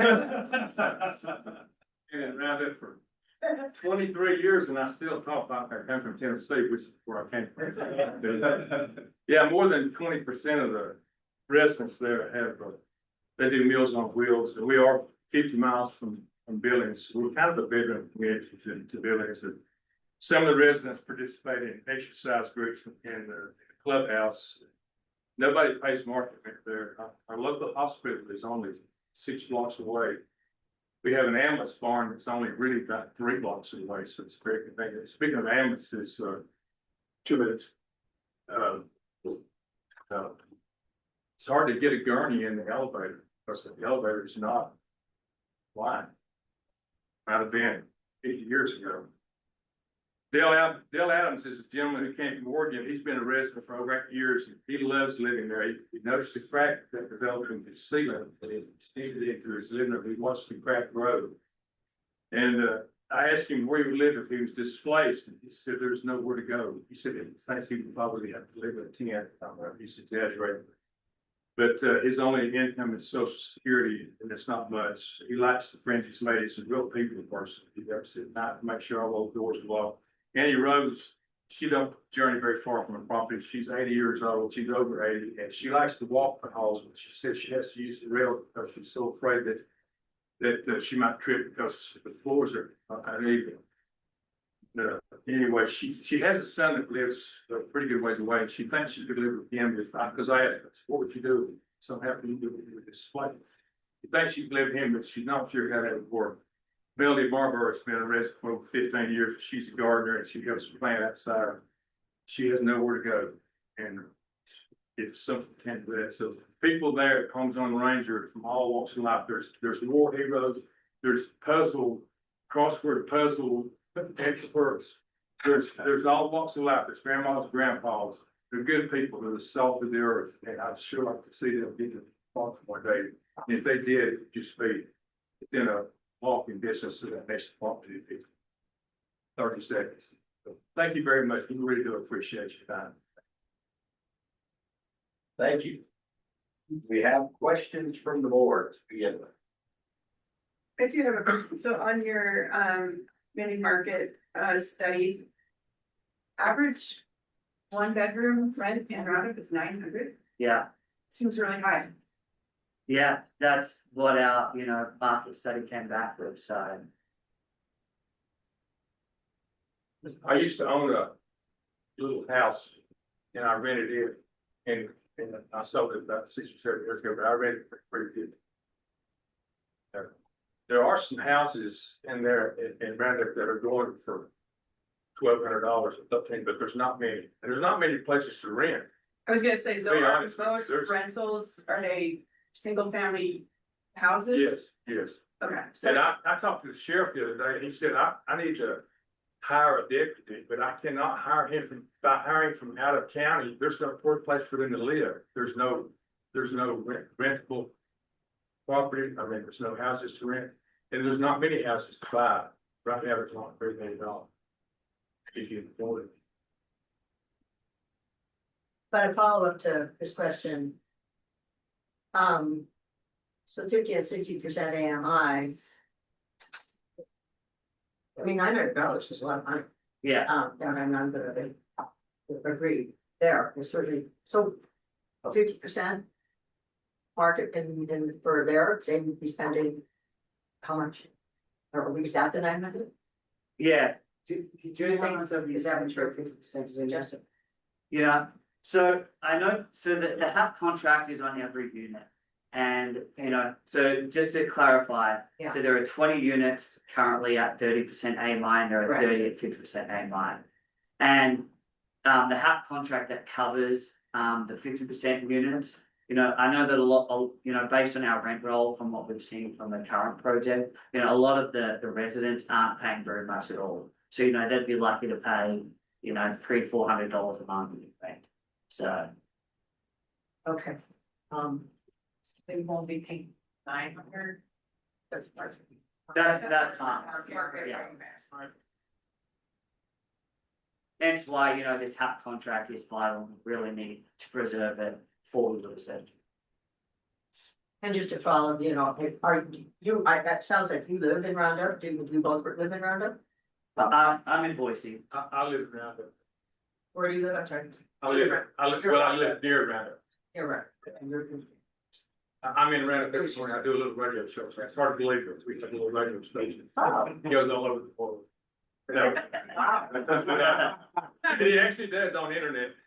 But, yeah, I've got a real vested interest in this building. Yeah. I've probably known 25 people pass away from this building. And my wife does Meals on Wheels there, so I know firsthand how it feels. So, it's the only 3-story half building in Roundup. The rest of them are 1-story, 2-story. So it's a great facility. It's out of use. It's getting old. It's more than I need. Yeah, I appreciate the boots on the ground, the guy who lives there, the guy who knows all of these kinds of stories. I really appreciate your input too, and. No, of course. And just one thing that I wanted to add is, you know, our geotechnical report that we had completed, that documents the foundation failure. And they also document that the cost to replace or fix the foundation actually outweighs the total cost of the building. So it doesn't make sense to replace or to try to fix it. And can you just clarify on your? It's the same site, but you're gonna build. And then. Just tell me the process. Yeah, so how it works, so there's the existing building, so that the housing authority owns, you know, a large parcel of land. Well, it's actually the same parcel, but there's enough room to build another 50-unit building on the same parcel. So once that building is built, then the residents from the old building will then relocate to the new building. So they really won't be out of their unit for very long, if at all. And you said, it's a larger parcel, obviously. Correct. Mr. Yeah, Chair. it's actually parallel to that building. Okay. It's between that building and the next road. Okay. And then the existing building will be a down the road deal as far as, because with it's demolished or repurposed or what, that's down the road. We're focusing on a new facility.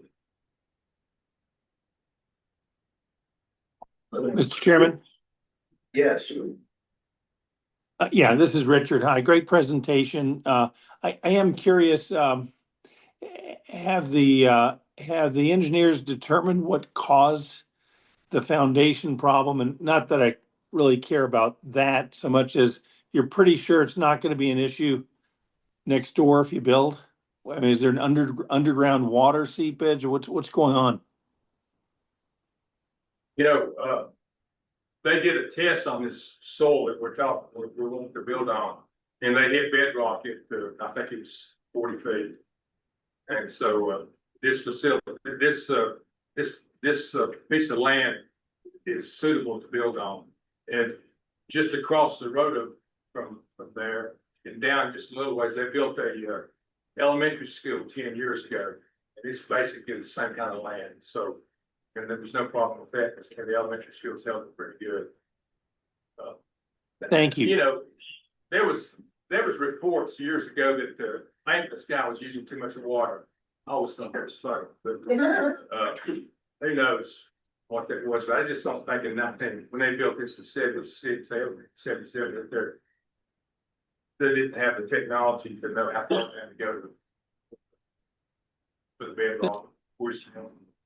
Thank you. And Mr. Chairman, Jason, do you have that that land and the depth and those concerns, do you got those kinds of documents? Not at this time, no. We'll get more stuff. That would be something that would get. Yeah, we can. Further on the way. Yeah, and just to add, you know, when we go and, you know, when we do it, before we start doing, we'll do our geotechnical report, you know, understand, you know, what's happening and, you know, what we need to do. So, yeah, I just want to make sure that everybody knows that, you know, the new building, you know, will have no foundation issues. Super. That's great, too. That's exactly. Yes, sure. I just wanted to ask, in addition to the documented foundation failure, are there any other immediate life safety issues, fire suppression, sewer, that sort of thing? They do twice a year inspections, and the only thing that's been an issue is sometimes the doors are completely locked when you have a fire drill. They check that all the time. So, other than that, there's been no sewer issues. You know, there was water issues coming into that building that just came from. Could have been foundational coming down through the bricks too, I don't know, but, other than that, the building is still solid. It's just saying, you can take a basketball in one of the lobbies and it won't stay there. It'll float down to the edge of it. Thank you. I have one question. I know the answer to, I want to get it clarified, make sure. This is up on the hill. This is not down by the river, right? No, it's nowhere near the river. I don't want to get caught. No, we don't. We had a Flood. 100-year flood. We had a 100-year flood in 2011. And then 2 weeks later, we had another 100-year flood. We're caught. Yeah, no, it's nowhere near the river. So my other question is, and actually would have been a question for the Libby property as well. I know it's a question of all the builders. You've got to find someone to buy your tax credits. It's rural Montana. Everything I'm hearing, that's not a very easy deal. What's your, and how critical is the pricing going to be in this project? Yeah, so, you know, we've already reached out, we have relationships with, you know, investors, and we've already reached out to them, and explained what the project is. And, you know, we have one specific investor who is very interested in the project and is willing to give us, you know, the tax credit pricing we need in order to get the project. Great. Always concerning. Any other board? I'll call the path board here. Questions? Any from Peanut Gallery out there? Oh, that having been said, let's go ahead. My jokes aside, let's go ahead and move on to the public comments or questions. First off, anyone in the room? Okay. We didn't need an interpreter after all. We both have that southern drawl. See, none online. Okay. We have none. Thank you very much, gentlemen. Appreciate it. Thank you. Jason, back to you. All right, next we have YWCA Missoula with homework.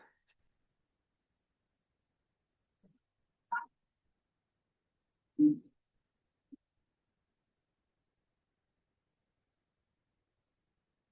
morning, board and staff. I'm gonna just introduce Jen. My name is Heather McMillan and I'm with Homeward. But I'm gonna go ahead and introduce Jen, the executive director of the YWCA, and she's gonna kick us off. Thanks, Heather. Thanks so much, Mr. Chairman, board members, staff. This is a little different. So YWCA Missoula and Homeward are pleased to be partnering to propose a new multi-phase mixed-use development just west of the YWCA's current facility on South Third Street West in Missoula. With the support of hundreds of dedicated Missoulians each year and the partnership of many powerful organizations, key amongst them the Missoula Interfaith Collaborative that you've heard about earlier, YWCA Missoula currently provides emergency shelter to more than 500 individuals each year, many of whom are survivors of domestic and sexual violence and their families, as well as homeless families. Last year, we provided emergency shelter to more than 108 families, in which there were more than 300 children under the age of 18. At any one time, we have between 50 and 90 kids who are living in our building along with their parents. To say that we have a full house is an understatement.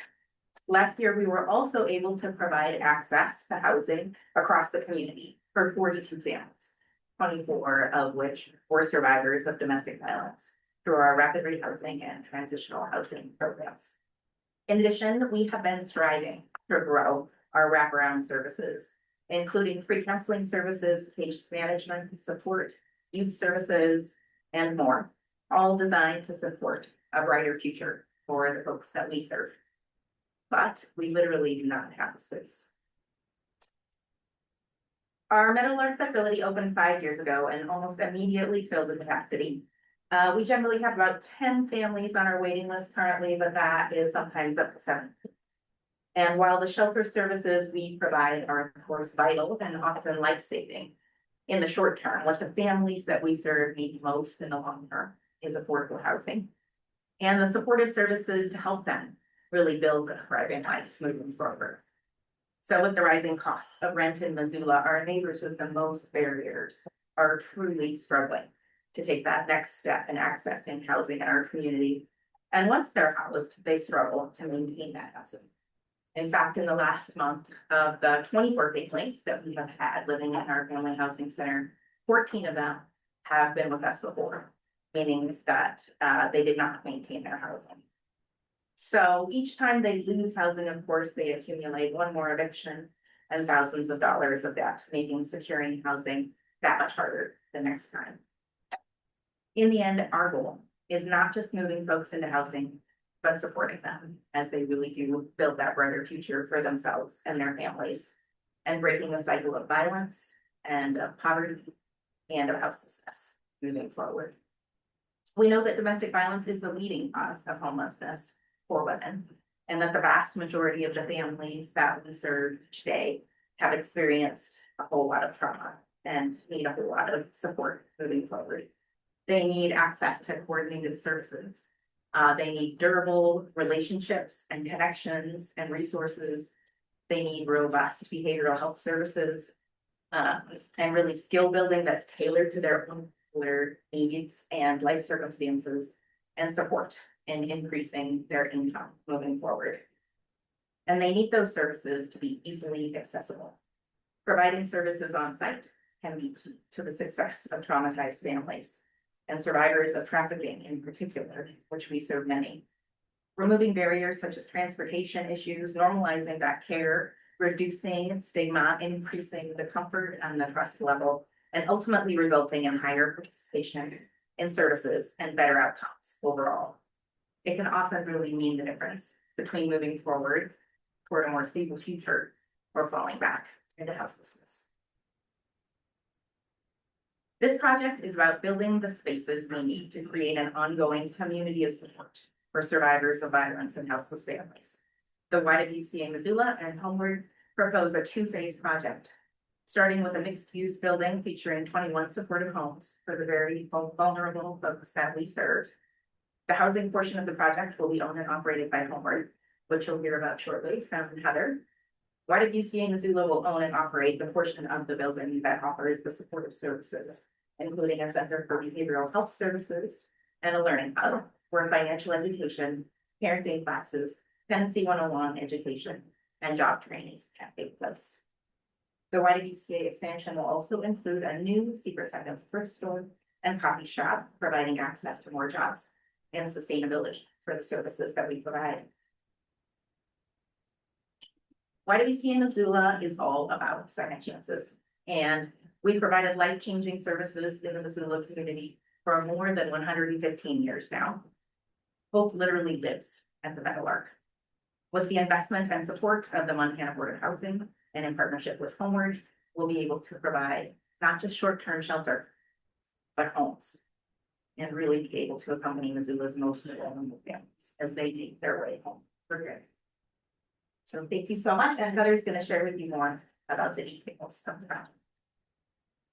Joe, you're on the right slide, and also the little pretty graphic that didn't show up would have shown the little building blocks of the basement, first floor and second floor, which describe their program expansion. So when we get to the next pretty video that won't work, I will take that. Okay. As a reminder, I just wanted to again, Heather McMillan with Homeward. Homeward was established in 1994. We've been around 30 years. We're a community housing development organization as well as a HUD housing counseling agency. And this will matter later when I talk about our ongoing partnership with the Y. Next slide.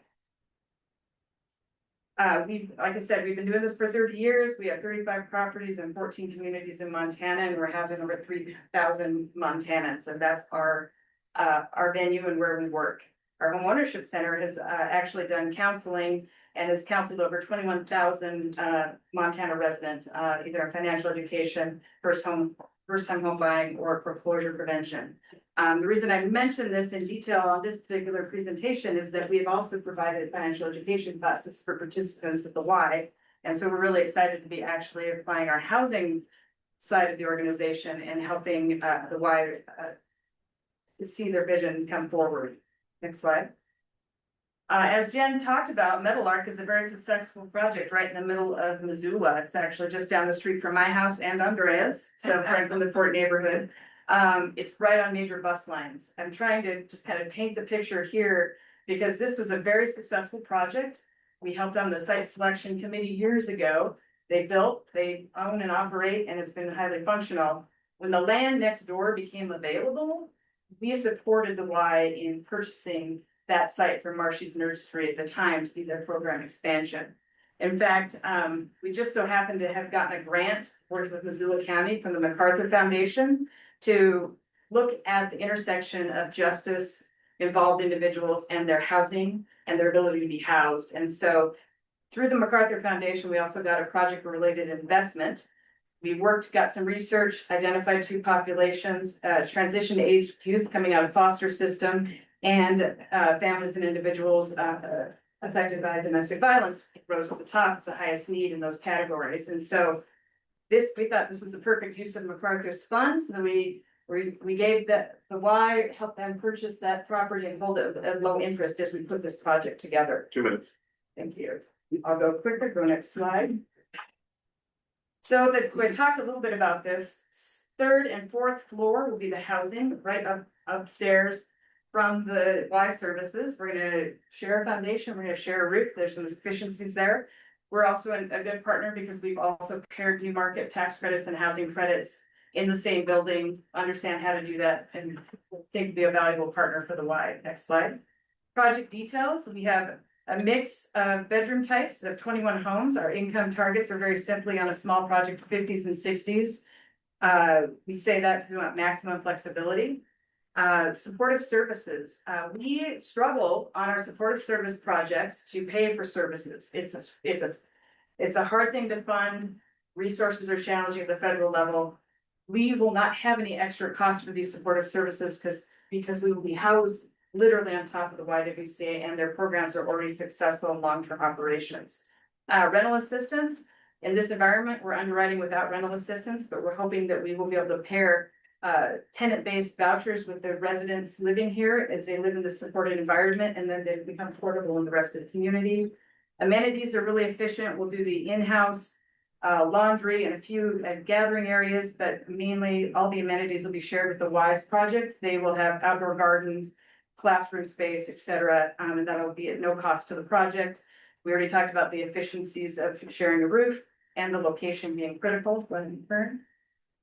Again, that pretty video would have shown you that from the beginning, the YWCA's goal was to leverage the site and have an impact on housing and services for the larger community. This is a first phase to a second phase project.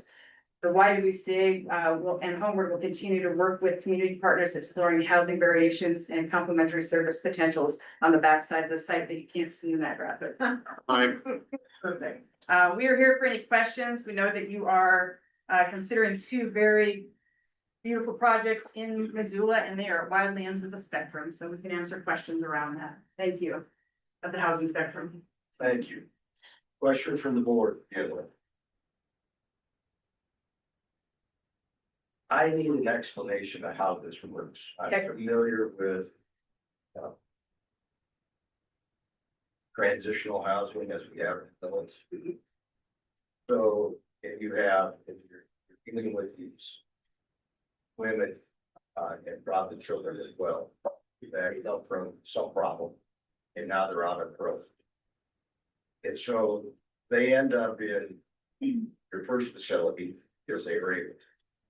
How do we justify the income of that? So we feel like this is the next step in that continuum.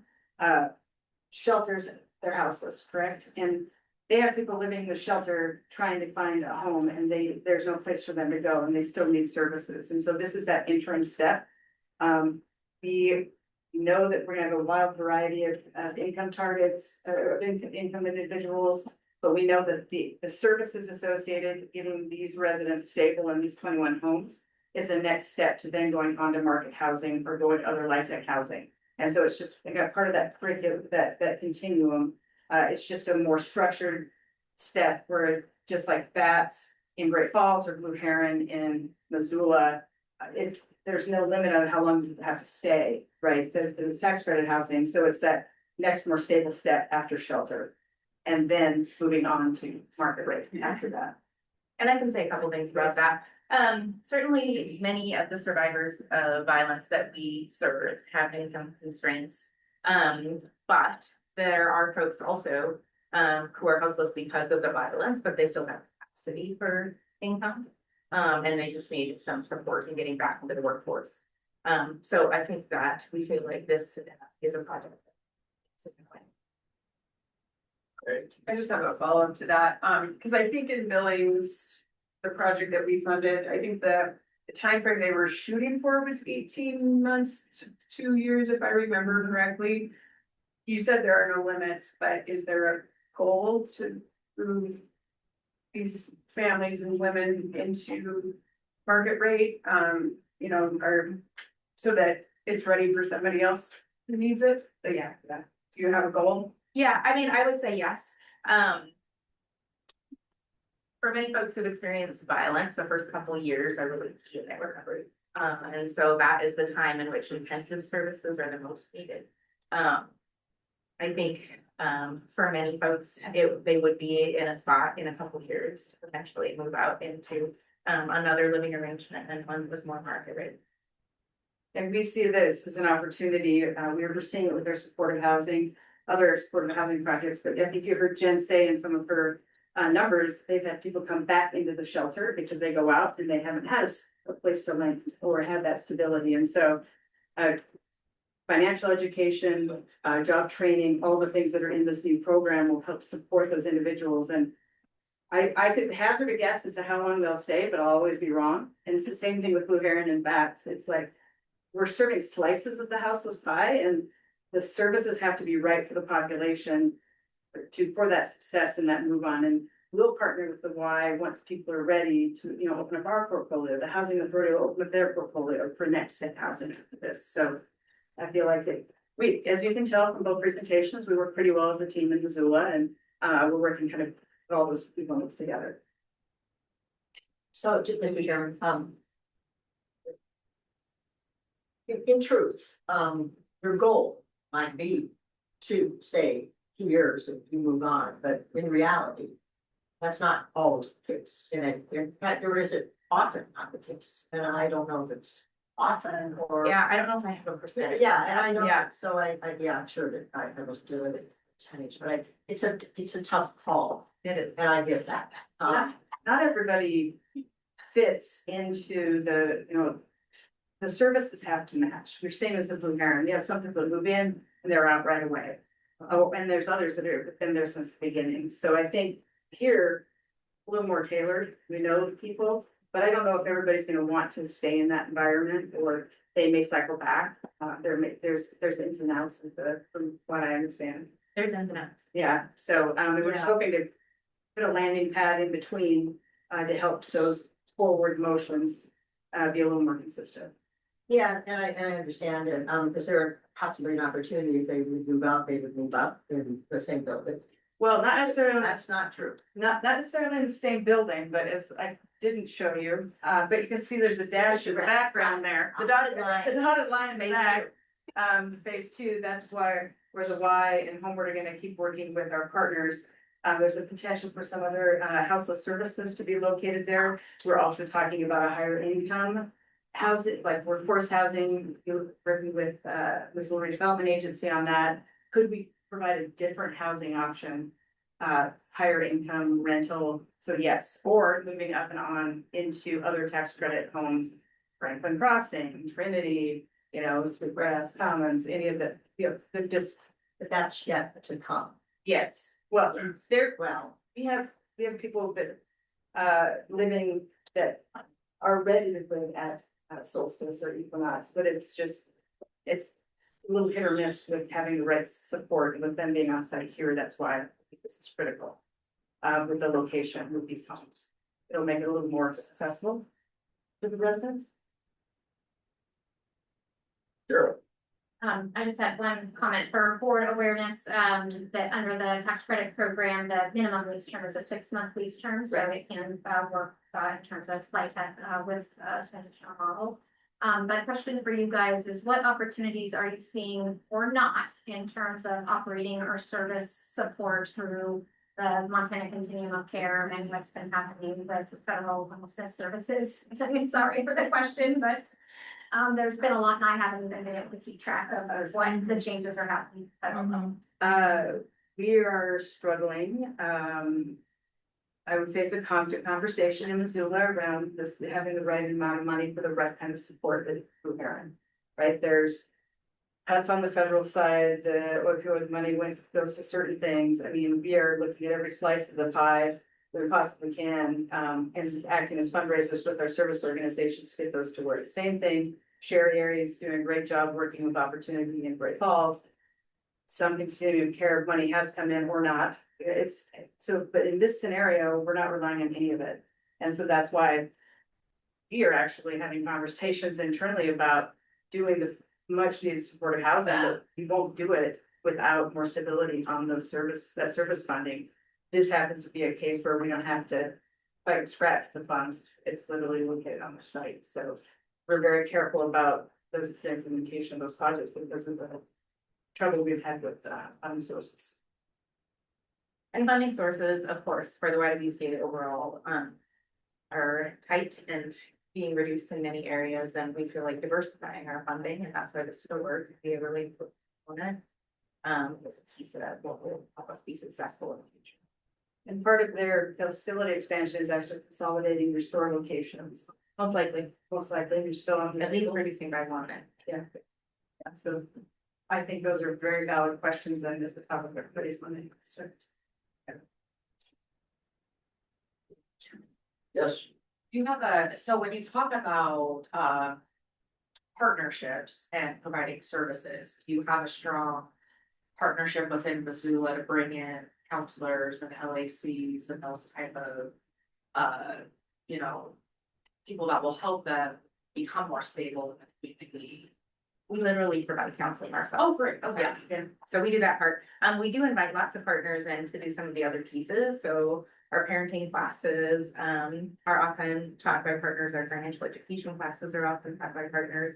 The Missoula Interfaith Collaborative, partners with us, as Andrea was mentioning, with our Housing Advocate Network, folks who come in, and Family Promise also comes in and helps serve meals. We have lots of partnerships. And Jen sat at the table when we were with Trinity in partnership with Missoula Housing Authority and Blue Line and Homeward when we built Watershed, that navigation center for House of Services. Jen and her team were on that planning. We sat in a room with all the providers trying to figure out what was the right connection. So I think we're just taking small bites. Coherent is one slice, this is one slice, and there's about 10 other slices that we need to go through. And it's always about the services and make that whole thing work because this I spoke about, it's not simple. And even closing the shelter was not a simple decision. So we're trying to be very thoughtful about all the approaches and so I feel like we do a good job in Missoula communicating, but that doesn't mean we can solve it all overnight. Mr. Chairman, is this unique across the state of Montana? Is this kind of a first? Is there another? Well, the Metal Arc itself is unique. Almost, we think in the nation, in that we provide both houseless family shelter and domestic and sexual violence shelter, literally in the same building. So we have 2 shelters in one building. And then combining housing with it, yes, I would say. I'm not sure I know why WCAs across the country have done housing. Yes. But when Metal Arc was designed and built, adjacencies and circulation were critical. And that's why we had the 3D models. Sorry, Joe, that didn't show up. But our housing access comes up and through those floors, but it's secure. So that housing will have doors that lock and making sure those common spaces. So I think that the thoughtful architecture solutions and the program adjacencies are pretty unique, but and have to be done very carefully. But I do appreciate, this is just me saying, I really like the outside the box thinking. And in these tight times, I mean, honestly, I applaud you for doing such things. Thank you. Yeah, that it takes a village. I think you heard the village earlier. Yes. Yeah. I think Other questions over here? We have any questions from our board online? No, I just would echo some of the things that have been said. Very creative and pretty cool information. Thank you.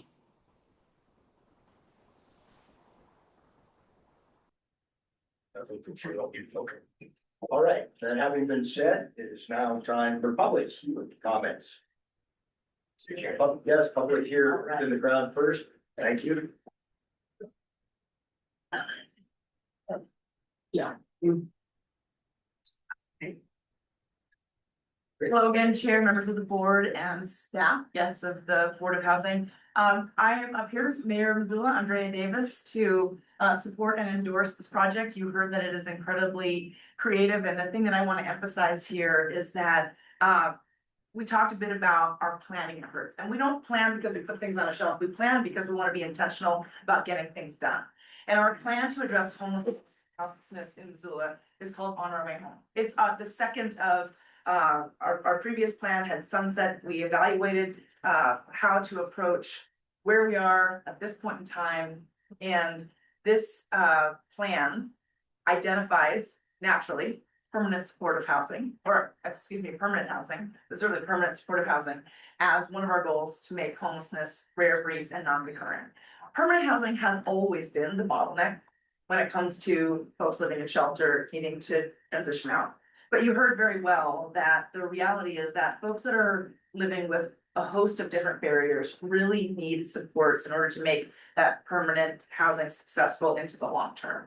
So the adjacency opportunities here, where there is this real catalytic opportunity with the YWCA's existing site, and then the ability to have commercial support of the permanent affordable housing option is really credible. On Our Way Home also specifies that one of the key strategies is creating permanent housing options with supports, and specifically for targeted populations like folks that are living with domestic violence. So we know, and we know that through our work, I mentioned this earlier, City of Missoula is one of 100 communities in the United States that has participated in what's called the Built for Zero program. It's a program of a nonprofit, a nationwide nonprofit called Community Solutions.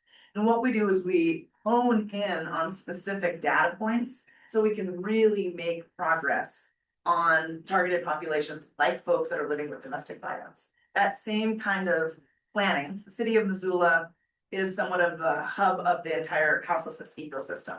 We basically serve as a policy convener, a limited funder, and as a regulator, because we have to work to do a number of different things like implement ordinances for public health and safety. So in this space, we're often in that convening space for policy work. And this kind of project really hits the goals associated with On Our Way Home. Again, our community-led strategy to address homelessness. And specifically, the thing I would like to add as my previous hat as a houser is that low-income housing tax credit projects often are the place where people are leaving from one program or the next. But a lot of times, low-income housing providers are not the caseworkers or the social workers or those that are actually, and their management companies are not the ones that are actually working with those specialized populations. It's really challenging because we all know that we're operating in a space where there's not enough case management dollars to support people that are living in really vulnerable and difficult situations such as this. And so the fact that this project couples on-site services that are already in existence and the utilization of commercial enterprise to support this nonprofit is really a winning package. So I stand up here to say that I would endorse and support this project, and thank you for the presentation. Mike Nugent, President of Missoula City Council. I will just echo what the mayor said, and I want to speak to just the tremendous partner YWCA is to what we accomplish and try and accomplish it. And I know that the city, folks from Missoula are up here for two very different, but both very important projects that are an opportunity to make a real difference in Western Montana. I would point out that the services, especially the domestic violence shelter services, aren't just a Missoula specific clientele. They are serving people all over Western Montana. So you should almost look at this project as a little bit broader than just the Missoula area, because at the end of the day, we probably should say it louder, but victims of domestic violence are victims of crime. And that is such a tremendous barrier, much out of someone's control that they have to overcome. So creating this next step in that housing continuum to help people transition out of a terrible environment to the safety of the Metal Arm Shelter, which is a model that everyone should look at and copy into this next phase, I think is a tremendous opportunity. And as you heard earlier, the city of Missoula hasn't seen new units created from the 9% tax credit in quite some time. So I think this is a tremendous opportunity to really make a huge difference all at once, and appreciate you, sir.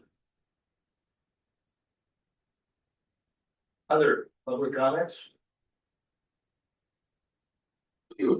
Online. Yes, Sydney Berry. Go ahead, Sydney. Hello, my name is Sydney Berry, and I'm with the Montana Coalition Against Domestic and Sexual Violence. And we just want to voice our support for this project, particularly increased access to services and a community of support for victims of domestic violence and trafficking. And that's all I have. Thank you. Thank you, Sydney. Others? Seeing none, Chair Posey. I do have one question. Heather, what is the actual radius of people you're taking in? The radius of who we serve. Yes, that's correct. I believe that Jen answered, because we had this conversation of how to capture it, but if Missoula County is technically the boundaries of where you serve, or where do you see your population? Yeah, the Family Housing Center serves folks from Missoula County. The domestic violence side of the house focuses on Missoula County, but we do also serve folks from surrounding areas, particularly if they don't have domestic violence services in their counties. And we have an MOU with some tribal communities as well. So you're gonna go from Flathead Lake, give or take, down to Denver, over to General. Portia or something. Yeah, so, yeah. Okay, thank you. Yeah. All right, thank you very much. Let's proceed. Back to you, Jason. All right, next up is Carter Commons 2 with housing solutions.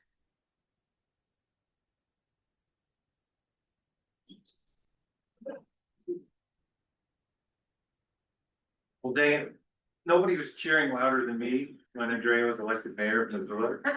Cause I really got tired of following her when she was a houser. So here she's done it to me again.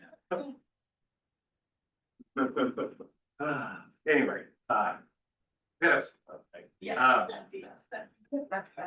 Good morning. As you see, Tyler and I are tag teaming the housing solutions proposals today, and I get to share Great Falls with you. This is our second of 3 projects, and it offers something pretty unique that I'll get into in a minute. But quick background on me, as I mentioned to Alex Burkhalter, and it's incredible to say this out loud, but I've been working in housing credits here in Montana for over 20 years. I got involved in my first project before actually leaving college at the University of Montana. And I don't know, just kind of gets into your bones that you really can't get away from it. You heard the mayor say, I was a houser. But anyway, so it goes without saying, our team's been around for a while. And for those of you who are newer to the Montana Housing Tax Credit community and thinking Wade Housing Solutions must be nuts bringing forward 3 LOIs, you're right.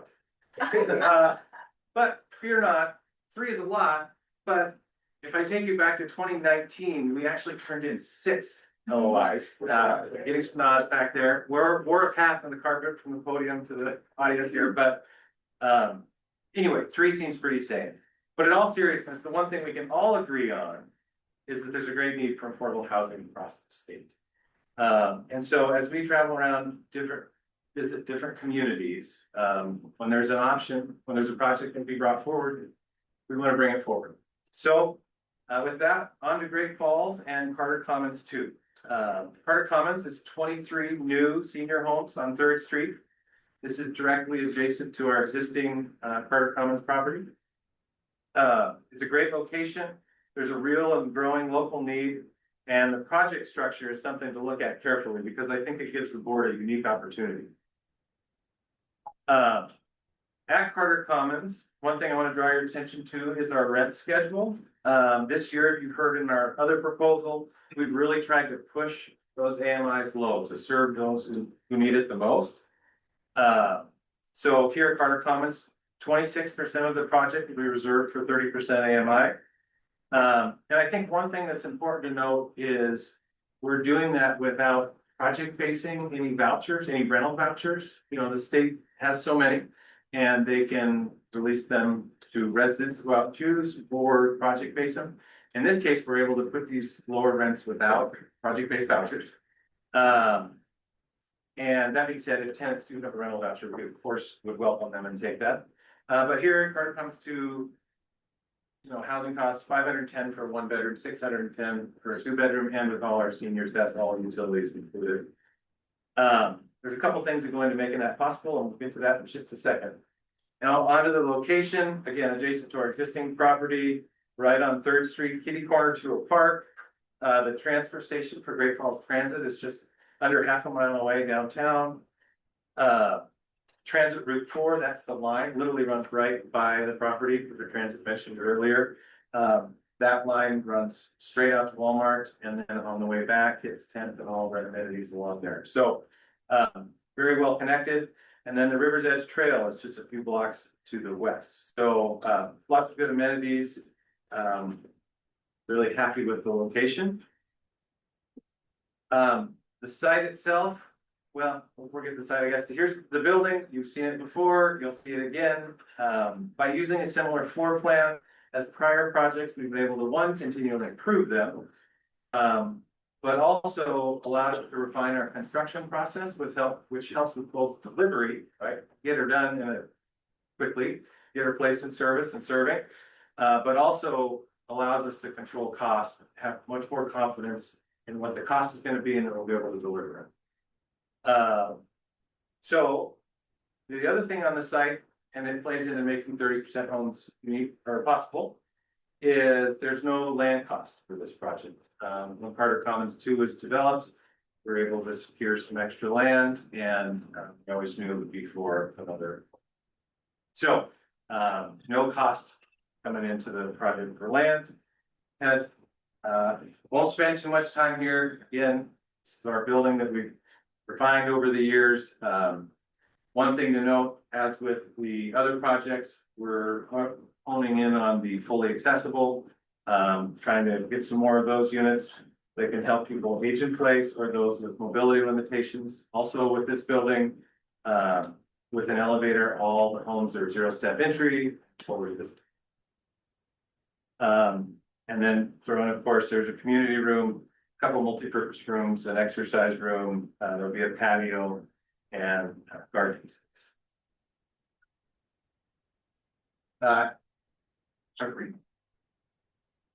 Again, here's our rents. This is just comparing market rent on a 2-bedroom plus the cost of utilities versus the rent that we'd be able to offer with a 30% unit. Again, a significant savings for a resident over the year. But what about need? Just because we can, should we? We feel like Great Falls, being the 3rd largest community in Montana, is ready for another project. It's been 4 years since there's been any new construction projects in Great Falls. That was actually the award of Carter Commons, and that was in the fall of 2022. And 4 years is a long time for 3rd largest city in Montana. The market study reflected what we new and experienced when we opened the first building. The 55 and up population is continuing to grow, 7.5%. It's the 10-year projection between 2020 and 2030. I see it all across the state. The senior population is growing, outpacing. Cool. And then we also looked into Great Falls' own planning documents. And they confirmed what we're proposing. Great Falls, to take a quote from their future growth and land use policy, which was, or the most recent draft is March of this year. Affordable housing options are extremely limited, 1,650 subsidized units across the metro area. These are what's needed. Occupancy rates, full capacity, and long waiting lists. We're one of those with the waiver. And I think the other thing to point out, the gaps are especially clear for renters, seniors, and younger households. We can take care of the first two. Seniors are exactly the population the project serves. Okay. Now the tax credit nerd in me, this is the one I'm kind of excited about. Let's go through this carefully. I don't want to be a drone and just read my notes, but I don't want to miss this. This is a slide I'd like to walk through carefully because the math may not be intuitive on the first look, and I think understanding the math here is important to see how this particular project fits into the overall rep. 2 minutes. Maybe. To just come right out and say, we think Carter Commons enables the board to work within the $8.5 million per project limit and still fully fund 5 projects with 2027 credit authority. At the top of the table is the projected 2027 credit authority. That's an estimate we came up with, and we're pleased to see the board's estimate was very close as well. If you fund 4 projects at the $8.5 million ask, that will leave a remaining $6,326,000 in credit. And Carter's strategically designed to only ask for $6,250,000, meaning it'll fit under the limit. So, and the way we can do this is 2 things. 1, the donated land, and 2, we're also asking for the multifamily housing. And that reduced interest rate brings an additional $680,000 in permanent debt project. So those 2 factors together close the gap.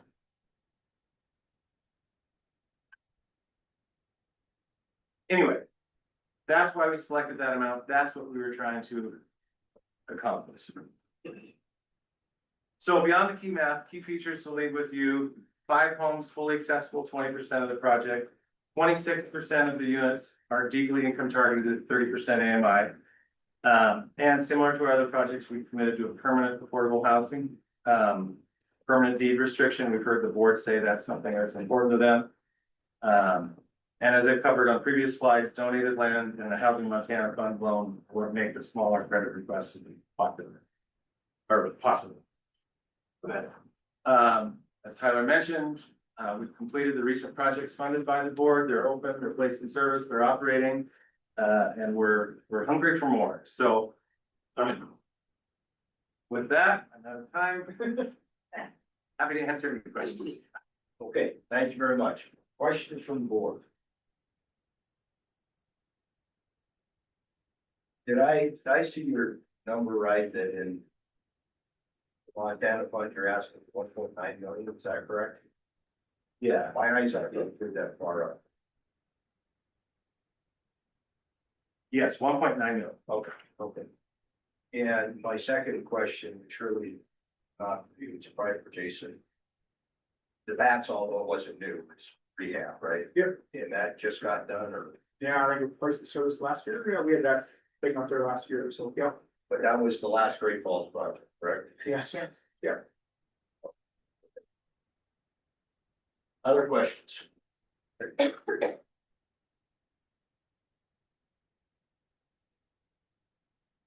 guess I'll just stop the question that you brought up yourself, was that, usually when we see multiple projects, the question is, what's your capacity? Obviously, you wouldn't come for 3 if you didn't have capacity for 3. Yes, absolutely.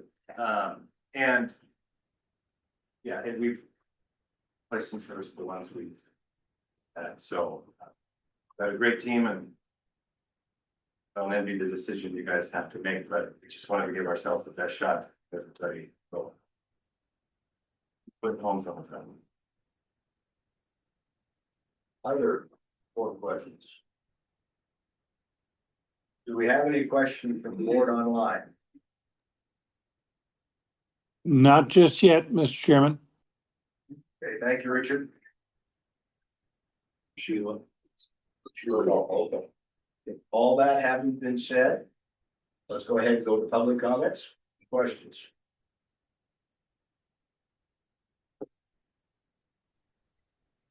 Yep. Jake? Yes, have a thank question? you. I do. Well, I have a comment to support the project. Am I in the right block of time? And please state your full name. Yep. I'm Jake Clark with the Great Falls Development Alliance, the economic development organization serving Great Falls and the Golden Triangle.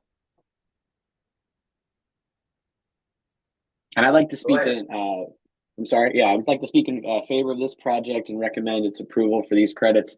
As has been stated, it's been 4 years since Great Falls received a new construction tax credit project.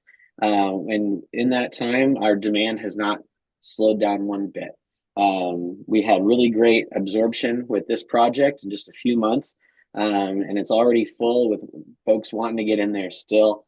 Carter Commons 2 would be a great addition. It's already an ideal location for the first project, so expansion to a second phase would be just phenomenal. We can't speak highly enough of our community experience working with Housing Solutions. Alex and Tyler have just been phenomenal, really helping stakeholders understand the role of this project, Carter Commons 1, and seeing it through to a really great success. We'd love to see that success continue. We really think that Great Falls, which has one of the oldest populations of the major cities in Montana, oldest housing stock of any major city in Montana. This is the type of development, it's infill, it's adjacent to an existing project that's really situated well in our downtown core. We see this being just a phenomenal experience moving forward, and we would love to see more of it. We really do think that Carter Commons 2 is the sequel that we've all been waiting for. And we're excited that Housing Solutions has been able to prepare this presentation and request for credits for this project even earlier than originally anticipated. Thank you. Questions? Any other public comments or questions? Seeing none, Chair Posey. Okay. Thank you very much. It is now 11:30. We will do one more. Stay away from the board. Do one more, then we'll take a lunch break. Okay? Go ahead, Jason. All right, next we have Majestic Landing with CR Builders and Homefront. Thank you. And that's the letters I handed out earlier at the beginning of the meeting, that's for this project.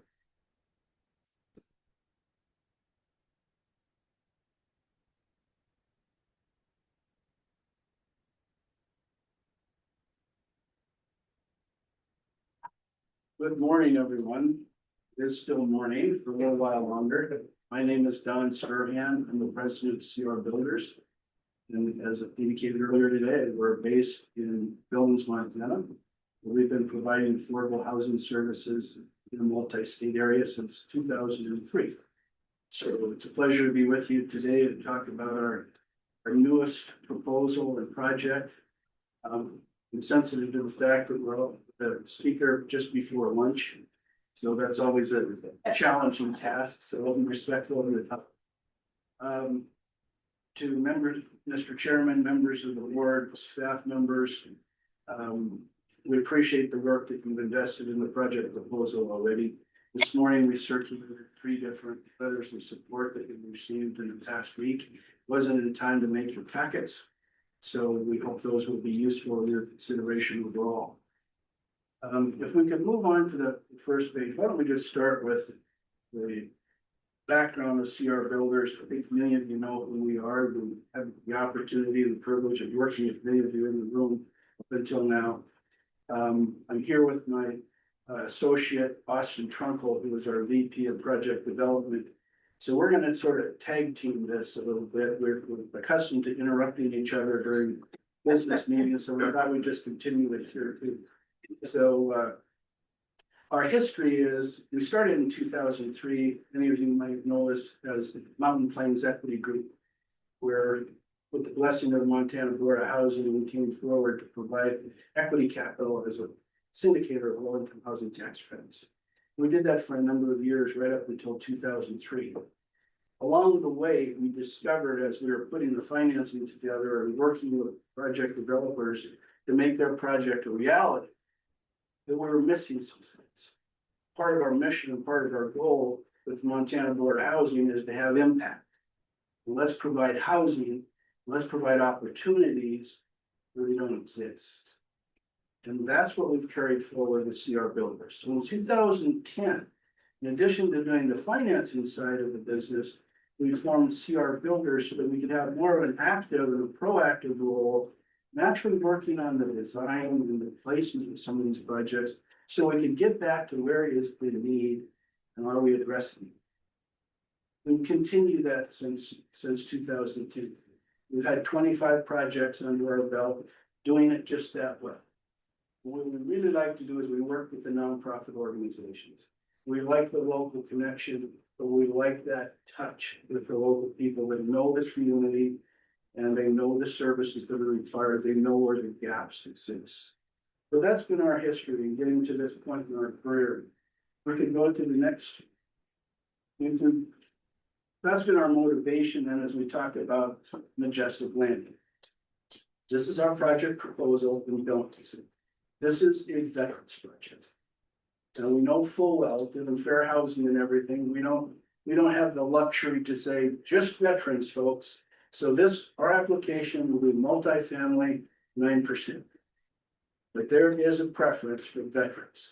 And the law gives us the ability to exercise that preference, and we intend to do that. We all know there's a dire need for housing across the state. You see the good projects in the room today and the good developers behind it. So we all know it exists. We're not doing much to talk about veterans. What are we doing specifically for that community who's given so much to us? We really haven't given much back yet. And we think there's an opportunity for us to get more active in that area. Say, okay, we've identified some needs and buildings that we're going to make happen. So we've put this together. It's not just an apartment building, but it's a community. 24 units, veterans housing, located right next to the VA clinic in Billings on Majestic Landing. So we're there, we're already under contract with the property. We've reached out to stakeholders that can make this happen, and we're going to get into some. So that's what we have here. It's intended as a community, not just a place to live. Social interaction, camaraderie, relationships. And it's designed as a community. So with that, I'll have you step forward. Thank you, John. As John said, I'm Austin Trunkle. Good morning, Mr. Chair, members of the board. We just saw on the previous slide a couple of elevations of Majestic Landing. But of course, we want to give you an overhead view of what the site might look like. And as Don indicated, I guess it looks, we'll see it in the next slide, but the VA clinic is immediately south and slightly west of this site. But in any case, the site itself is 1.76 acres. As we have currently designed, there's ample parking with 39 spots. And there will be 20 one-bedroom units and 4 two-bedroom units. And a few things that, Don, do you have your picture pointed? Everyone knows I have this electron. Don doesn't give this up very easily, so I'm pretty pleased. But what I think is interesting about this project is, while it is multifamily, I think we are borrowing design elements we more frequently see in a senior project. And what I mean by that is we've got a large community area right in the heart of the structure itself. Something we would maybe more typically design for a senior project to encourage that camaraderie and encourage that sense of community. But we think it's important to add that element to this project as well. this is of course the ground floor. But on the second floor, we have an additional office in addition to the leasing office. And we have a bit of I'd call it a study, a library, a lounge on the second floor as well. And that second office we think is important, as these tenants may or may not be using supportive services or have case managers. We did want to have a place where they would be able to meet in private with those folks who are helping them along. Next. As Don mentioned, of course, we are immediately next to the VA, and if you're familiar with Billings, hopefully you can get your bearing in just a moment, but Billings VA Clinic is right here on Majestic Lane. This is the project site, just above there. So we're very pleased to be locating this project where veterans might need their care, where we can meet them where they have needs. Another important and critical element we think of the location of this project is this is a bit on the cutting edge of development in Billings. And while it is somewhat commercial, we're starting to see it turn into more of a neighborhood. Just over here, we have some single level townhomes that have just come online.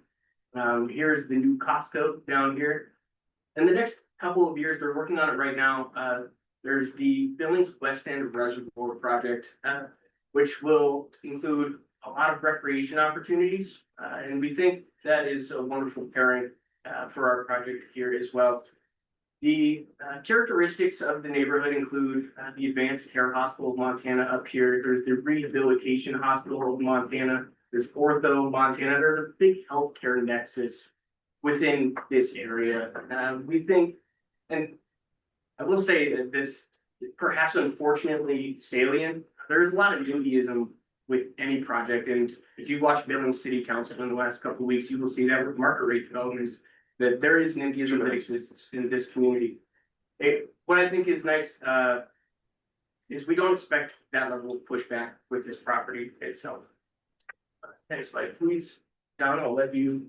Well, I think this is a good example of, again, coming back to the design and working as a community and our goal to create a better lifestyle, not just a place to live.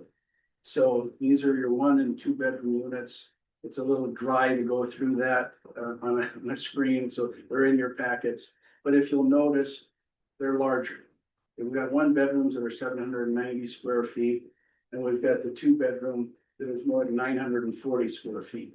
So they're intentionally a little bit larger to make them more comfortable, bringing them again back to that sense of it's a move up in your lifestyle, you're part of a community. Couple of takeaways from the mini market study that we wanted to point to, and we understand that this is affordable housing available to those who qualify, not just veterans. So there's a need for about 3,748 low-income units in Billings and 359 units dedicated to low-income veterans. We think very important, of course. Veterans comprise 8.1% of the PMA's population, and about 4,900 low-income households in Billings can afford the proposed rents. Many of you will likely know that Montana is among the highest states when it comes to military service, and we saw that on the last slide, 8% of the PMA being a military veteran. And so that's why we think this project is so important, and these are the goals of Majestic Landing. We want to develop safe and affordable housing for veterans located next to the VA. Don, I'll let you grab this next one. Well, and the next bullet point, if we could go right back for just a second there, on the second bullet point, I'd really like to underscore that. Time. Thank you. 2 minutes. Stakeholders. We're not here to tell you we're experts in veteran housing. We're really more the quarterback that's putting this team together. Okay, so it's critically important that we've got the right stakeholders, and I think we do. Our local partner on this is Homefront, Patty Webster, many of you know her. It's their development group called HAB Development.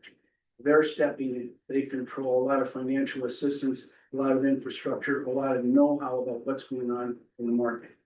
In addition to that, it's the Veterans Administration, working with their Rocky Mountain region out of Denver. They've been critically important in helping us with information. And finally, it's Volunteers of America, group out of Sheridan, Wyoming. They're in the Rocky Mountain region too. Wyoming, Montana is their district.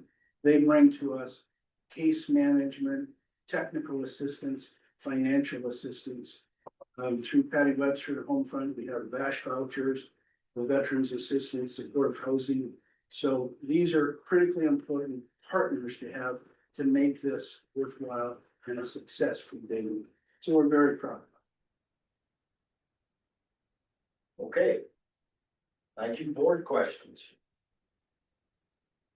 I would have a question, and you obviously touched on this, but that is an area that's hotels, restaurants, it's not residential. So do you see its proximity to the VA just naturally lending itself to veteran clients versus, say, a young family? Cause I, there's not a whole lot there for, say, kids in that area, you know. It's not your typical neighborhood. Well, I'll give you my reaction to that, and then Austin, I know he has some opinions as well. I think you're exactly right, the way you described it. So there are more residential activities going on in that area than you might think, or they're very nearby. So let's not discount that totally. But you're correct about the general nature. And you think to think we're going to attract multifamily families with little kids, not likely. This is my point. Yes, they're free to apply. We can put them on the waiting list if they're interested, but I don't think that's the area they're gonna wanna be. This is an area that really serves the veterans well. So again, our intention is that it will be a veterans preference. So we're not playing games with that. If I could just add a couple things, and I know I did touch on this, but I think we are starting to see, again, with this, once this West End Reservoir project comes online, which I think is one of the most undersold projects in Billings right now, you're going to have a really lovely area for recreation. And I think you're gonna continue to see some development moving westward and just off the side. Here's Zoo, Montana, of course. Just right here is the wall, but it is a neighborhood on the map. But there's a large amount of housing kind of in this area of Billings as well. I would not be surprised if there's an enormous amount of housing actually right here. So it is slowly creeping in from the outside, and we think that in due time this won't look as maybe out of place as it might seem. And just to follow up, it is a lesion those district or. Mr. Chairman, Yes. I thought one of you, I think you said, we don't expect pushback, but you kind of did it, I thought, with a question mark at the end of it. Did I hear that wrong, or I wrote it down to say, is there, you expect any pushback? No, and I think that's, again, it lends itself to the characteristic of the neighborhood, that it's not much as single family homes who are going to be upset, whether rightly or wrongly, that there's affordable housing moving into their neighborhood. You're harkening back to some heartache that was at the city council very recently in Billings. That's a very real issue in Billings. It's a very real issue in a lot of communities. So we do not anticipate that there will be an strong pushback. And I believe these are Billings experts sitting here. I don't know Billings nearly as well. But it was just something I picked up somehow. Well, again, one of the things we're sensitive to is the proximity of services. So there's convenience stores, there's the bus stop there, the restaurants, the grocery store not far from there. And we're looking at Costco memberships as part of the residential benefit package too. We built that into our operating expenses, paid for a Costco membership, which is good. That's cool. There exists in Montana 1, 2, or 3 approved veterans homes, like they call the vaults, Miles City. And not they're gonna compete, so wrong, but how do they differ? Sure. You know, in all honesty, Bruce, I don't know that I have the full explanation and the answer for that, but this is obviously the rental housing. So they're signing up for a certain rent. They're not on the VA benefit package. They may be to the extent that they enjoy the VASH vouchers. So they could get some financial assistance from the VA in that way. But my understanding of the veterans homes, they're much more subsidized. They're on a much more of a federal care program. if you're a resident of the area. Okay, so then my question is, earlier in your presentation, you said you get to exercise preference. How's that done? Careful.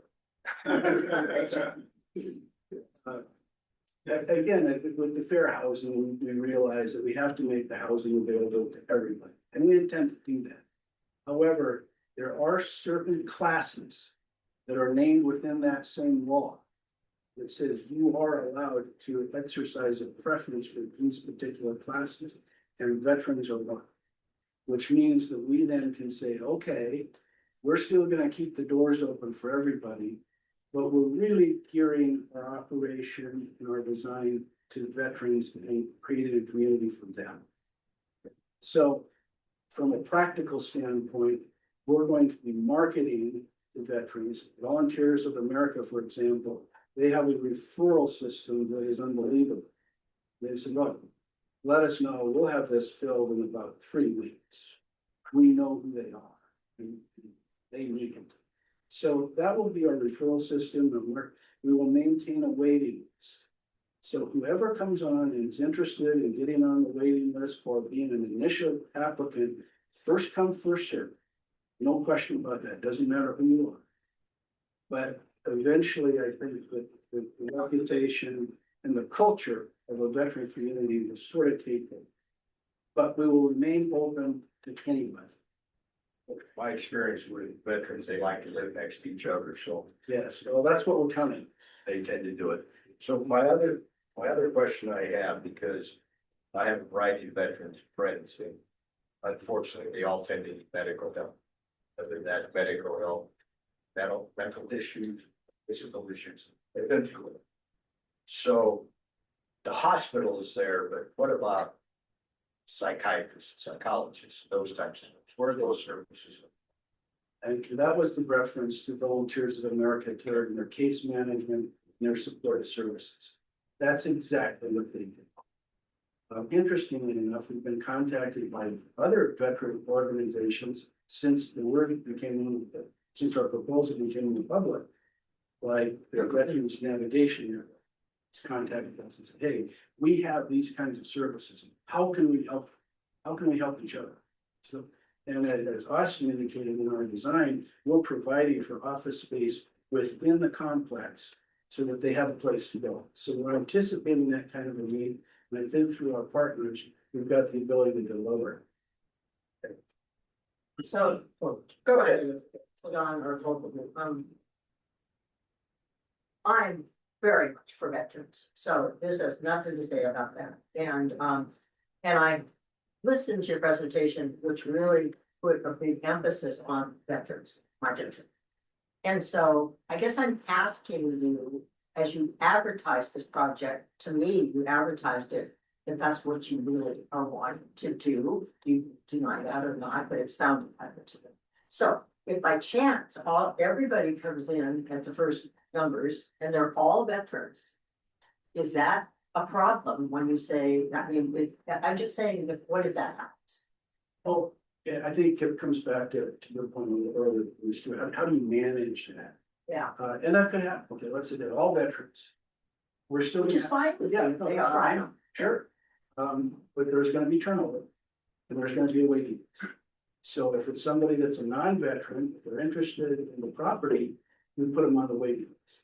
They still can be an applicant. And we can't say, oh, I'm sorry, we've got other veterans on the waiting list. No, it's first come, first served. Yeah, If you're next on the waiting list, then it's your choice. And to me, perhaps it's somewhat dependent on how you advertise the project. Just those kinds of things that are maybe a little gnarly, and you're probably going to need to think that through. If you get, at least I think you should think that through if you get selected. Just.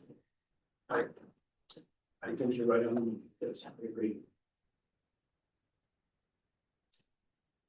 Just one question about that, Veterans Navigation Network, that is also located pretty close by to this, correct? That's correct. Okay, but Volunteers of America does not fall under the network? No, there are two separate organizations. Okay. Interestingly enough, Volunteers of America has 3 other communities in Billings. two of, or I guess they're all in Heights. All three of them are in Heights. One of them is transitional housing. It's 20 units on Lake Elmo Drive. That's Independence Hall. But they've got a lot of staff and services and management right there in town. So this makes it very easy. But speaking of Independence Hall, that's transitional housing issue. This is excellent. We've got 20 units of transitional housing right here. We're always wondering, what's the next step? So this could be a solution for them in the program. They've already got very vibrant. Other more questions? We have questions from the board in the hinterlands. Seeing none from Richard or Sheila. Okay. Hearing none, then thank you very much. And let's move on to public comments and or questions regarding Majestic Landing.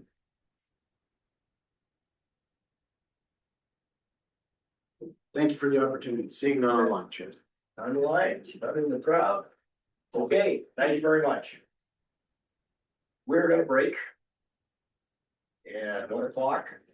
If that would be good, and lunch is gonna be delivered just out in this little foyer area or in the corner? It'll be In the restaurant nook. Restaurant, no. So lunch should be here in about 7 minutes, and then we will resume presentation starting with Granite Peak Apartments at 1 o'clock. And do we have our other two members on?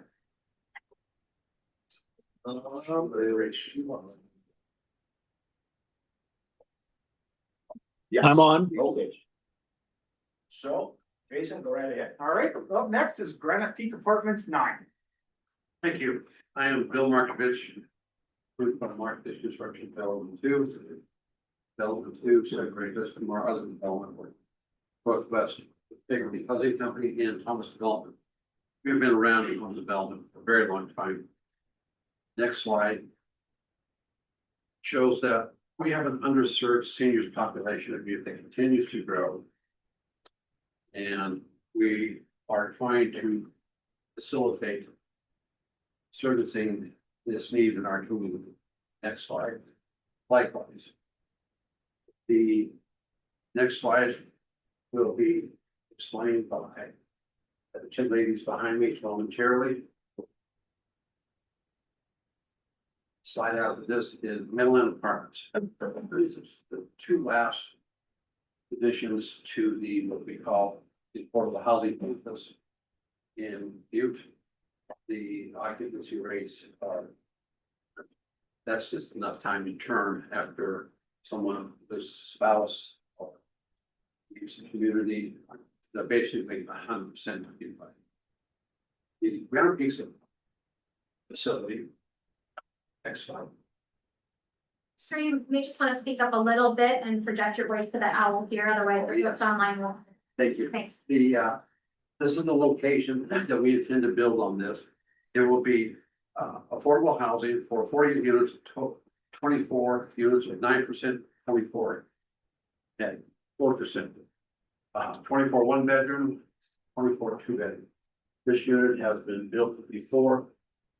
We have fine tuned it, we have added to it, we have eliminated the over engineering. Put in very durable products, and life cycles.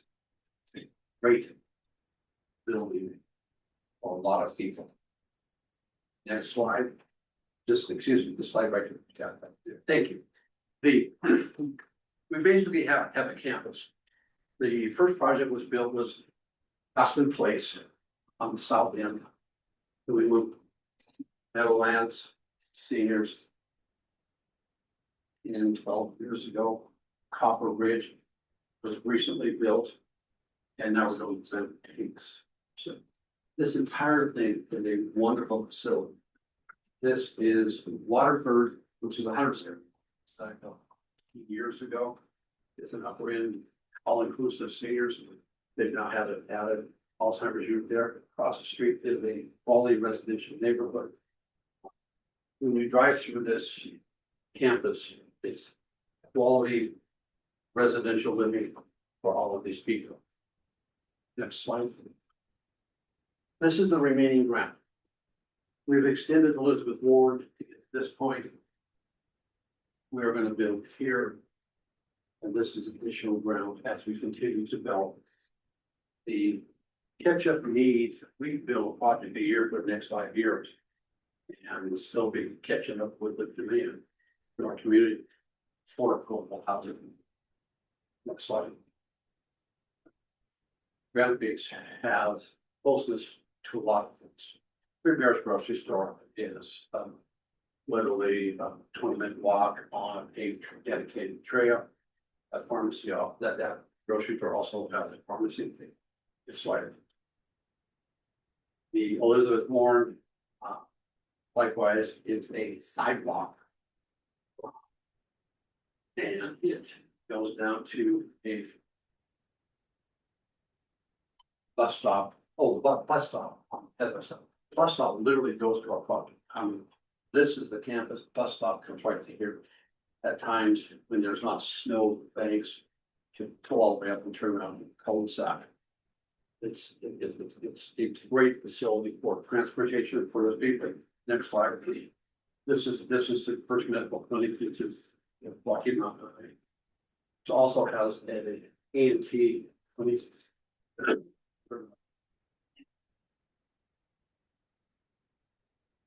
These are pictures, and I won't bore you with too many pictures, but everyone attached to this development was very excited.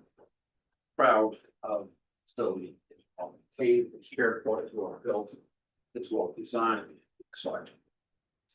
Those are some of the pictures of the existing units. Next slide. The need for this facility and the history behind this assembled group is considerable. The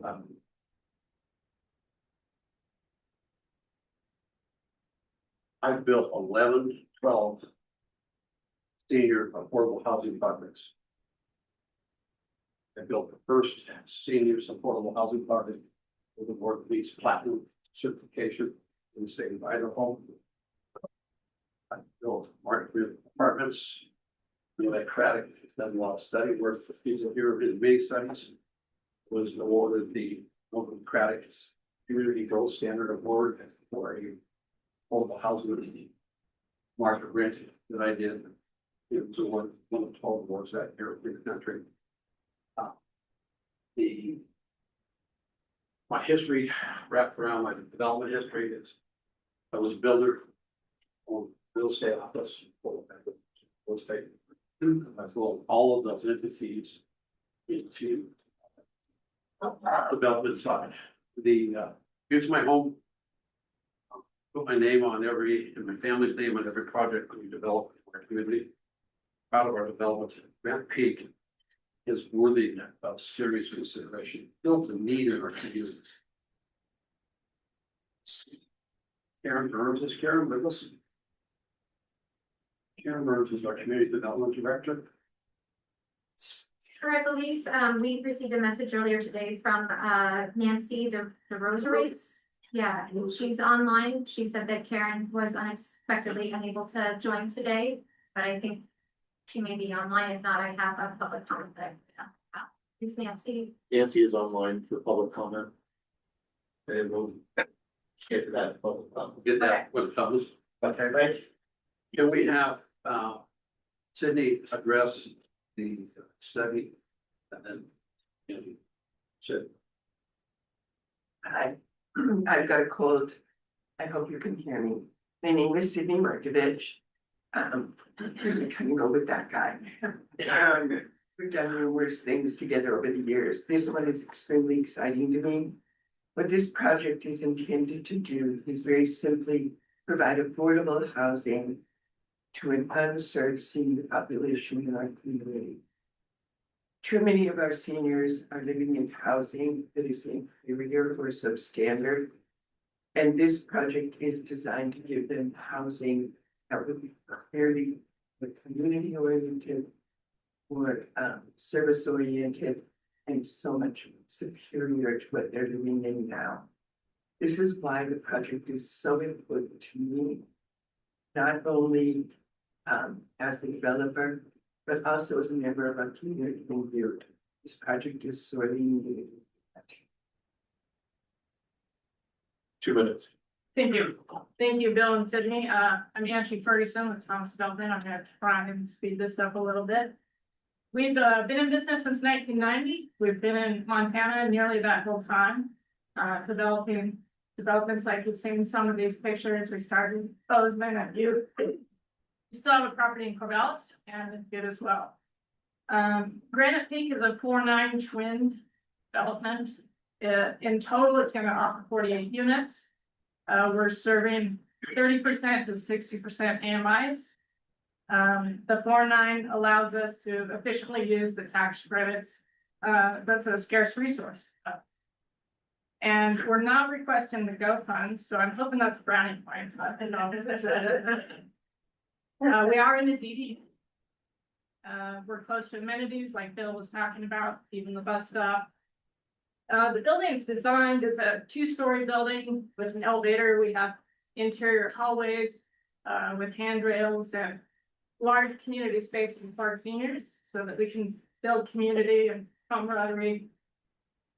A lot of our senior activity lists are just chock full of activities that we love to see, whether it's, hearing service providers talk about educational opportunities, or it's tax credit help, or tax prep help, or it's potlucks, or it's wind down Wednesdays and what have you. It's a community, and we love that interaction that we're helping to build.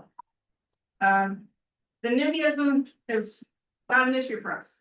We've already had lots of meetings with the neighbors, and we have their support. So that's a very good thing, and not always something you can bank on. We have the support of the local government. Karen may or may not be able to tell you that herself. We feel like we meet all the boxes that Jason mentioned earlier. And if Granite Peak sounds a little familiar, it's because we were here last year. Time.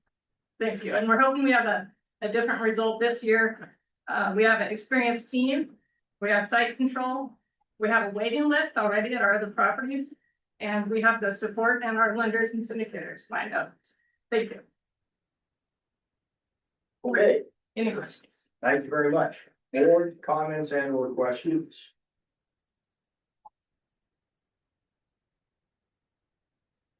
You showed us 3 other projects in this January that done.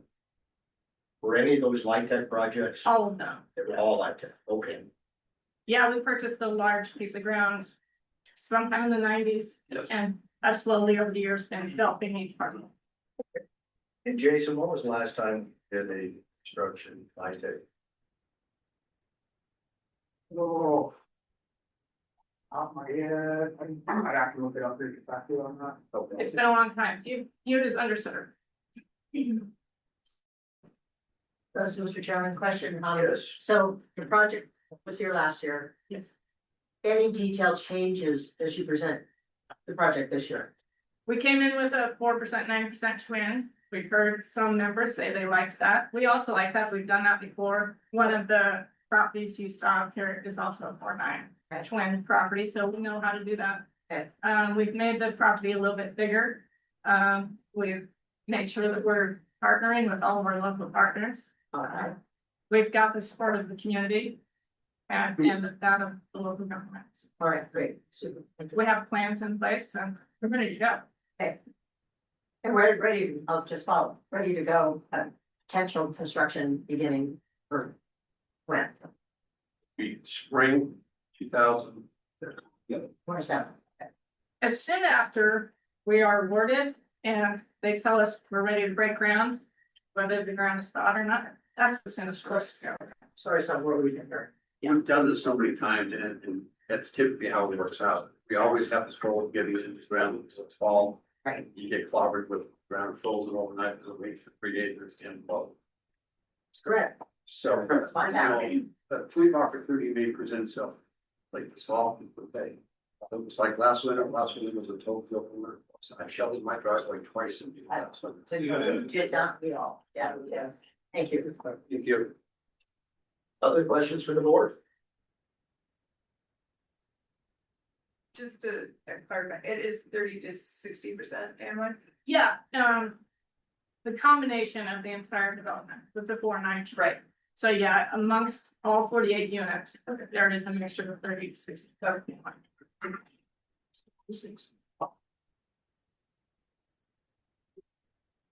Do we have any from our online members? None from Richard. And none from Sheila. I do have, this is Nancy DeRosier. The spelling of my last name is D as in David, E-S as in Sam, R-O-S-I-E-R-S.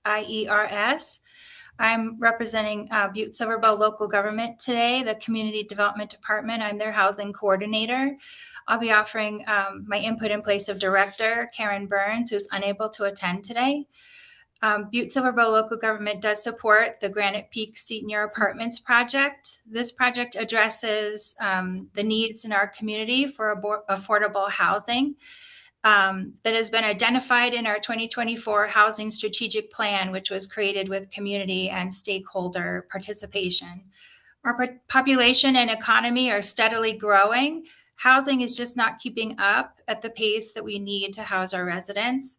The housing plan goals that this project specifically address are goal number 1, to increase the number of housing units by 2,000 units by the year 2040. And goal number 2 that this project addresses is increasing affordable housing options. Currently, I'm developing and running a pilot home repair program that serves our residents age 50 and over. And what I'm seeing and what our housing plan research shows is that many of our aging residents are cost burdened, and this project would serve those cost burdened residents. Thank you for your consideration of this project today. Do we have any other public comments? Anyone else in the room? Richard, did you have something? No, I was just gonna say, a good presentation and appreciated the information. It looks like some improvements from last year and also thanks to the comments from the representative from City of Butte. Thank you, Richard. Mr. Chair. Yes. Meadowlark Senior was 2023 credits for 26 students. Was the last construction times. Thanks.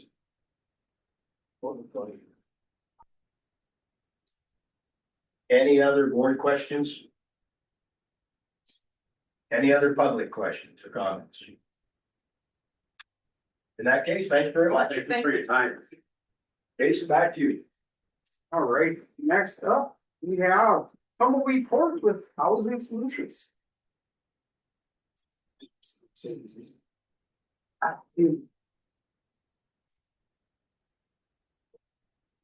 All right, thank you, Jason. Afternoon, Chair, Proceed members of the board, 2 to go, so almost there. Moving on to Tumbleweed Court, which is the last proposal of the day. Right out of the gate, just wanted to say that, what draws to Deer Lodge is that Powell County has not ever had a senior light tech development. In fact, there's been only 1 new construction tax credit award in the county's history altogether. So there's clearly a great need in the community for this. And then the other thing I want to mention, I don't know, Cheryl, have you had a chance to check out the cards? Awesome. We always reach out to communities with letters of support, and I reached out in this case. I think all these letters came in in a few weeks' time, some of which I didn't even solicit. So there's huge support in the community for this assertion. All right, so that's it. Let's jump into the slides. There's no cute thing I can do with the numbers on this one. It just is what it is. It's 43 units. For senior age 55 and up, and there would be an on-site manager. And same as our other proposals, rate would include all utilities in this project. And again, we are trying to target those lower income set-asides at the 30%, 40% levels. So for example, rents would start at $490 inclusive of all utilities for 1 bedroom, 30%. All right, here's a look at the project's location. Of course, what makes every project unique. This site is located off of Tumbleweed Lane. It's we're under contract right now. It's R3, so it anticipates multifamily development, and work for what we're proposing. Like our other proposals, location of course matters a lot, especially for seniors. And here you can see all of the amenities. Just to the north is the Deer Lodge Medical Center. Just to the south is Safeway, which also has a pharmacy, as well as the county fairgrounds. All of these are within a half-mile of the property. And there's also a dial-to-ride bus service through Powell County Transit. This slide shows the site itself. Again, it's a great site, it's flat, it has utilities nearby. And as you've seen with our other proposals today, it's the same group of 3 stories in the building that proposed with our other projects. Here's a quick look at the floor plans. All of the same standard amenities we've been talking about, including the in-home washer and dryer. Same community spaces, community room, multi-purpose room, exercise room. And I did want to point out, this is true of all our proposals, there would be public bathrooms as well on the first floor. And then we'd be setting aside 5 of the homes to be fully accessible, as we're proposing from our other proposals as well. And again, here's a look at our rents for tumbleweed against the market.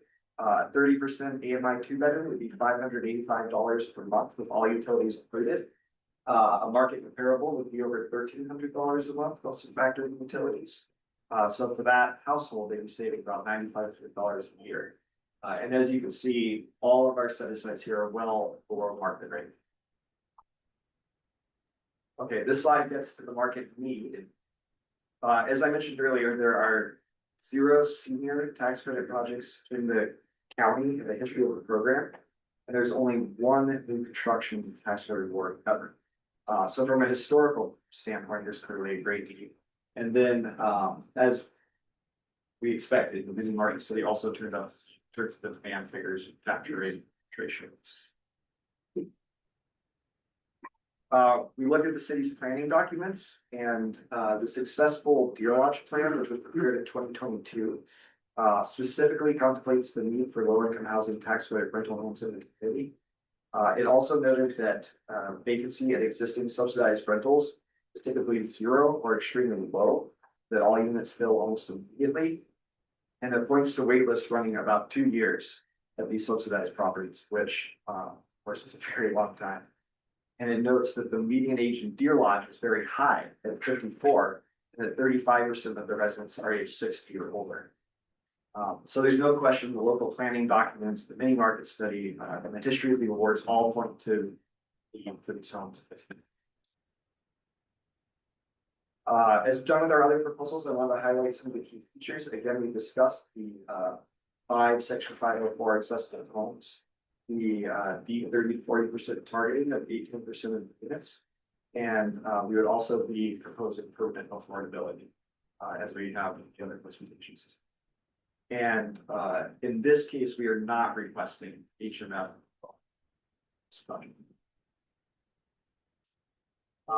As we discussed, if awarded, we finished up our other projects. This one, we're ready. It's the next one on deck. You're ready to start in the spring of next year. So yeah, thank you for considering this one. It would be Deer Lodge's first senior tax credit ever, and only the second new construction light project in our history. So we'd be happy to answer any questions. Thank you. Questions for the board?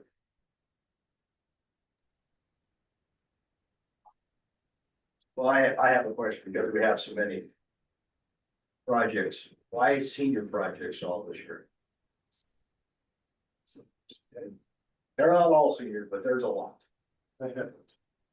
Well, I think one thing that's we highlighted in the communities we're in, and I think some of the other ones you saw too. We're an aging state. I mean, in almost all the communities, there's this the senior population is growing a lot faster than the general population. So I think that's a big part of it. That's just what we see as the need right now. For this site in particular in Deer Lodge, based on the size of the ground footprint of the building, this is the most efficient use of it. It would be significantly fewer if we went to a 2 and 3 bedroom design for just like a general apartment for unrestricted by age. And when we saw the need was there was already a project more designed for families serving the community. That's where. That can be driven by parking too, so for family projects, sometimes the parking requirements are higher or direct. So I'll ask you the same question I asked fire project around rural Montana. Talking about getting your tax credits sold for a price you can. Yes, I thought this question might be coming, so I was thinking about it. There's always a little arm twisting when it comes to dealing with our lenders and tax credit buyers.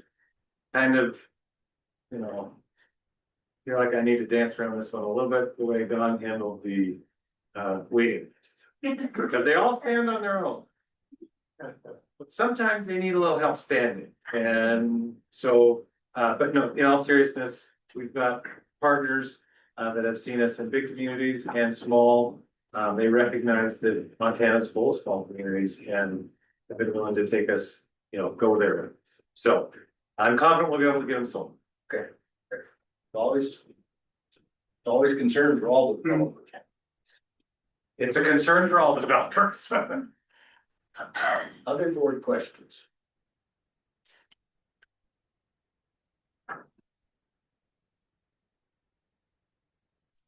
Is that location right off the first exit from the west? Is that what I'm saying? Yes. Yes, go past, you go past the convenience stores there, the gas stations. The rats are first left, cut in. Yep. Okay, that's where it's. Any questions from the board, here? Okay. Do we have any questions from our board members online? Either Sheila or Richard. Not here, Mr. Chairman. Okay, thank you, Richard. Nothing, Sheila, okay. Let's go on to public comments.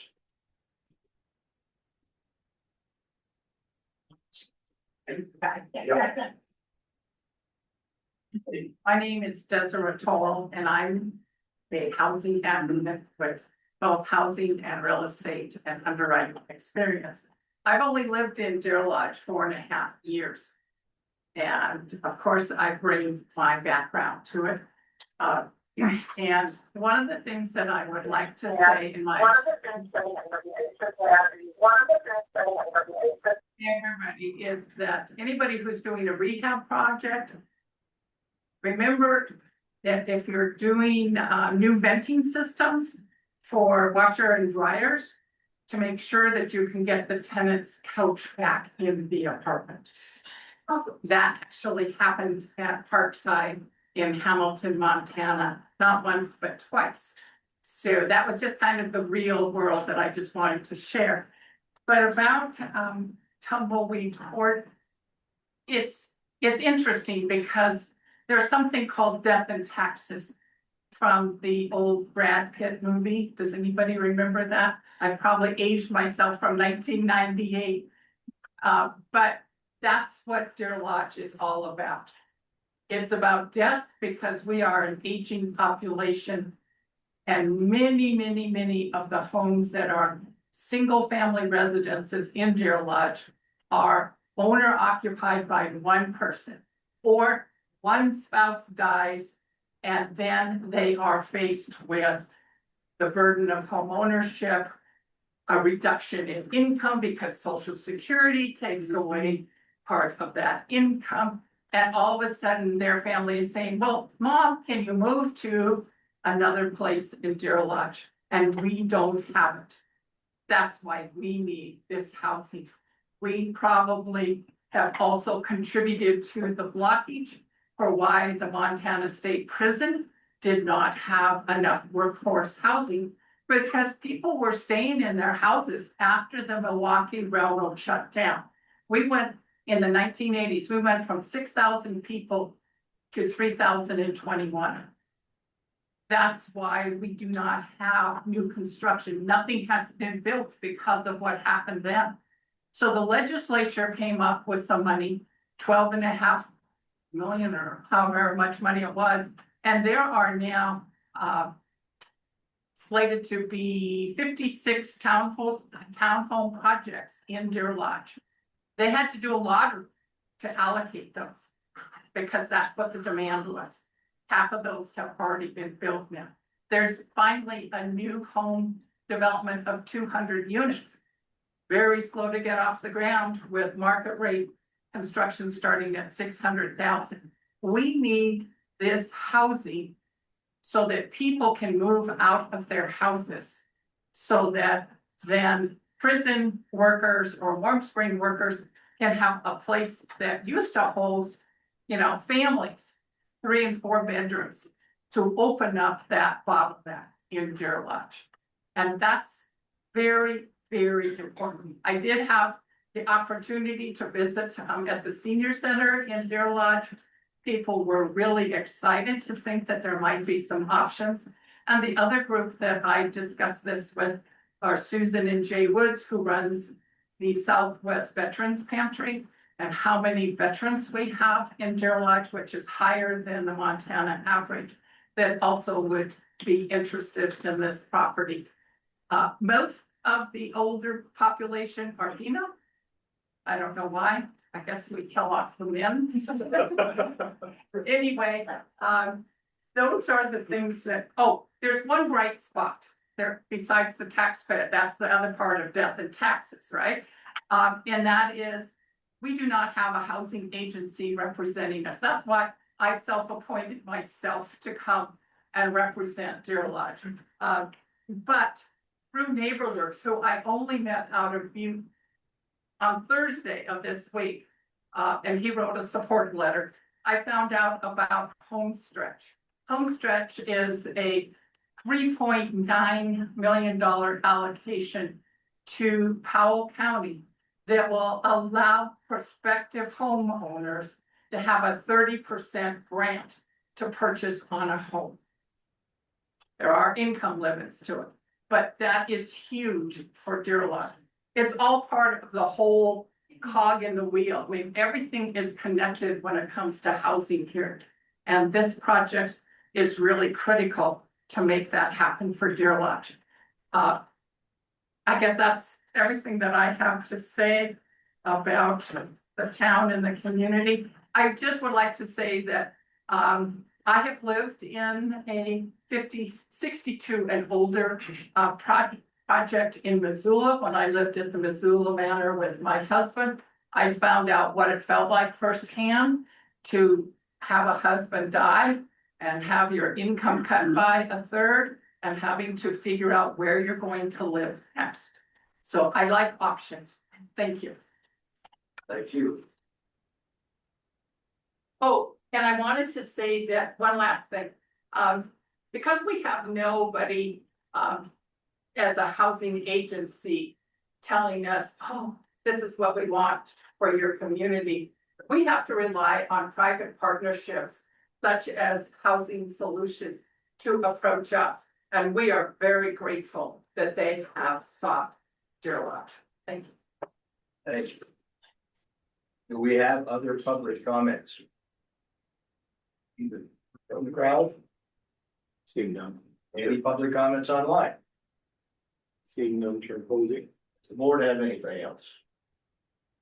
Okay. Thank you very much. We appreciate it. Jason? Great. Up next, Mountain Goat Court.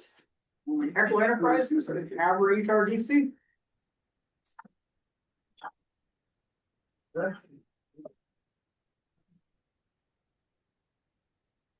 Good afternoon, board members and staff and Peanut Gallery. I'm Becky Brandford, I'm the owner of Echo Enterprises. And my partner in this project is Josh Revius with the HRDC in Havre District 4. In a few moments, Wade Bitts, the mayor of Havre, will join us. He's also an architect, as will Paul Tuss, who's a member of the legislature and the executive director of the Bear Pot Economic Development Corporation. Thank you. I have over 20 years experience in affordable housing. I have 2 successful low income housing tax credit projects thanks to you in Havre and Hamilton. the 66 affordable apartments. Been with Echo for 12 years and I've been a private landlord focusing on affordable homes since 1997. I'm also familiar with this project, which will be a senior project of 30 homes. Because I'm the co-chair of the Montana Alzheimer's and Dementia Coalition, and I have been for 14 years.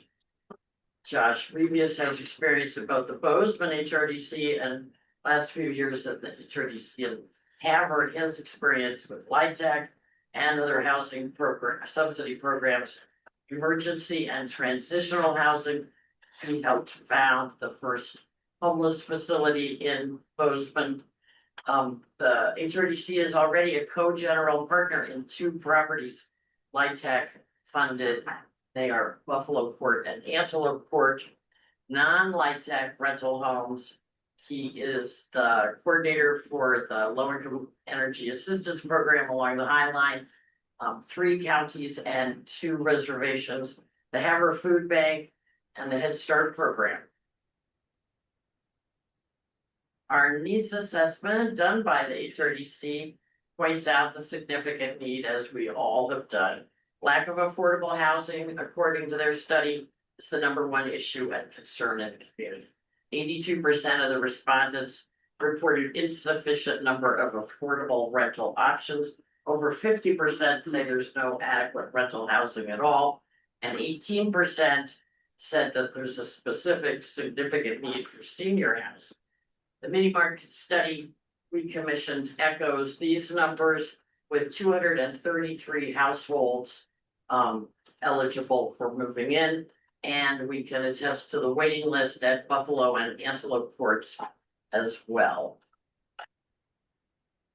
Statewide median income is over 75,000. In Hill County, the median income is less than 53,000. Statewide poverty level is 10.2. It's twice that in Havre.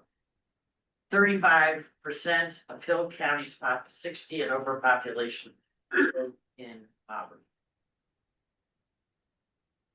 Sources of personal income. Social Security makes up almost 32%, SSI over 4%, other public assistance 5.6%, 41.9% of residents in Hill County receive some assistance. There are 3,800 occupied housing units in the city of Havre. Almost 3,000 of them were built before 1980. And you can tell that driving around town. 15% are in fair condition, 4% are considered poor or unsound.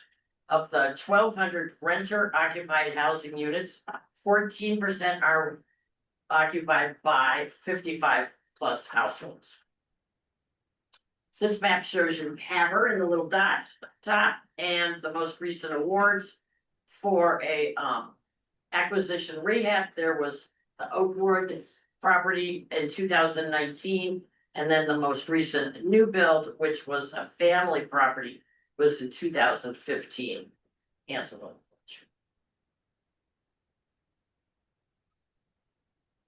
This will be an affordable, senior-focused property targeting 50 and 60% of AMI households. The 2-bedroom, which will be 21 bedrooms, running between $754 and $918, and 10 2-bedroom apartments running between $900 and slightly less than $1,100. This is the HRDC building. There are amenities within a mile, our grocery stores and the hospital. And move to the next slide. Here are the offices of HRDC, literally across the parking lot will be Mountain Goat Court. This is Buffalo Court, which is a senior property. Antelope Court, both are full all the time with waiting lists.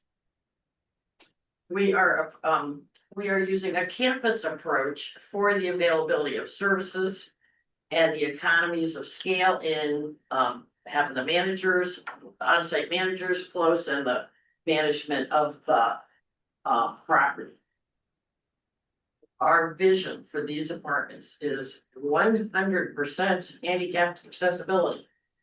I am so tired of that little number. It's puny with the aging of Montana. We'll have 0 threshold entrances, 1 level homes. Walk-in showers, meal-in, fully accessible, all 30. Energy efficient washer dryers, etc., all the appliances. Interior storage spaces, state-of-the-art, energy efficient heating systems, a roof design compatible with putting solar panels on one day, and large south-facing windows.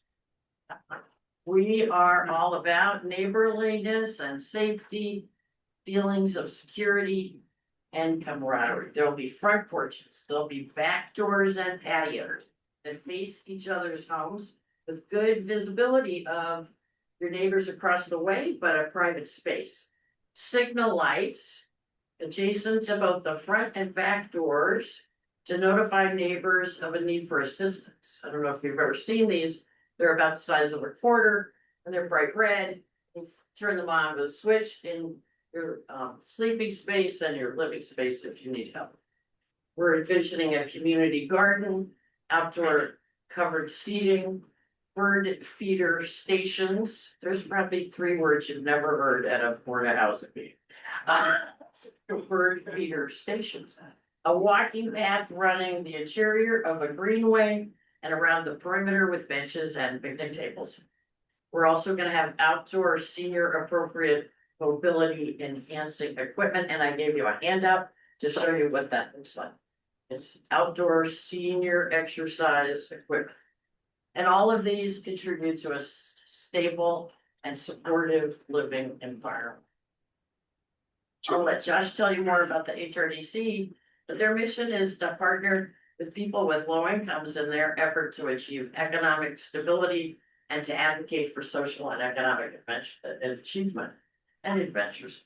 The HRDC itself is a community hub, a community center. There are gobs and gobs of meetings and services located right there, which is across the parking lot.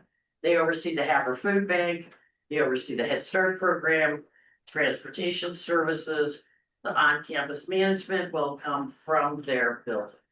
And again, it's adjacent to Hello Port and Buffalo Port. And the HRDC is the co-general partner and long-term nonprofit owner of those 2 properties. Here are our funding sources. Investor equity of 6.7, GoFund loan of 2.25 million, deferred developer fee of 171,000, the state home program 1.15, with donated land. The HRDC is making their land adjacent to their building available to us. Then we have some other funding potentials. Bear Paw Economic Development and the City of Havre have opportunities to assist with sewer and water. And then a program called CBASE. It's in the Montana Department of Commerce, Montana Facility Finance Authority. And it's called Commercial Property Assessed Capital Enhancements. And they provide low interest loans for resiliency and energy efficient components that exceed code. So that's a goal for sure in this project. And then also the Montana Department of Public Health and Human Services has funds for partially making the senior outdoor physical equipment possible. So donated land, very generous in this partnership with unanimous support from the HRDC Board of Directors. Time. Yay. Okay, next slide. Thank you. Let me say one more sentence. That's up to Bruce. Go ahead. So, in summary, Mountain Goat Court is a needed and thoughtful response to Havre's shortage of affordable senior housing. It builds on an established local partnership, donated site, and a service-rich location. Most importantly, it will provide older adults in Havre with affordable homes designed for independence, dignity, and community. Thank you, everybody. Josh. Right, Julie. Board questions. Question, Mr. Chair. Go ahead, Richard. Yeah, I'm just kind of curious, what the rental market is looking like in Havre. Is there a pretty high occupancy rate or just not a lot available in general? The occupancy rate in Havre is extraordinarily high. I would probably, there's probably fewer than 5 rentals currently available on the market, period, if you went and looked for one right now. Wow. One of the things I think the mayor and Paul Tuskin both speak to is the number of homes that are uninhabitable. They have quite a bit of that in Havre, and the thought is that it's, well, the research says that it's about asbestos and the cost to remediate that in these older homes. Thank you. Yes, go ahead, Jim. Okay, Becky, we were in Havre last year. We all loved Havre, by the way. That was great. It's great. And a great place. But what I want to ask you about is that I've listened to the amenities. I put them in amenities plus. Yes, yes. Okay. And they are more so. That's There are a right. whole bunch of projects that we've already listened to. And I also listened to rent, which is a 1 bedroom, $754, which is also at least 200 plus a little bit more higher than I think we've been hearing. It seems high when we talk about the word affordability. Gene, can you help me with this? I'm sorry. So the rents that I listed on the screen, seem high compared to some of the other properties today. Well, I think we were hearing, you guys are right maybe behind. Yeah, Yeah. 564, 570, somewhere in there. Well, we're in the 50 to 60 AMI. And these, yeah, just, that was my opinion. You know, in the funding sources, there's a significant amount of funding. So some of those rents. Apologize, that the scope of the different. But significant number of those rents will be eligible, check probably. In the rents. We look at the current costs of building. Even with go from expenditures in place. The rents you have to start from there to that. What is that? And. Yes. I do want to add, we have a large portfolio of fair market rentals. And we like to keep them affordable enough for, to be eligible for vouchers.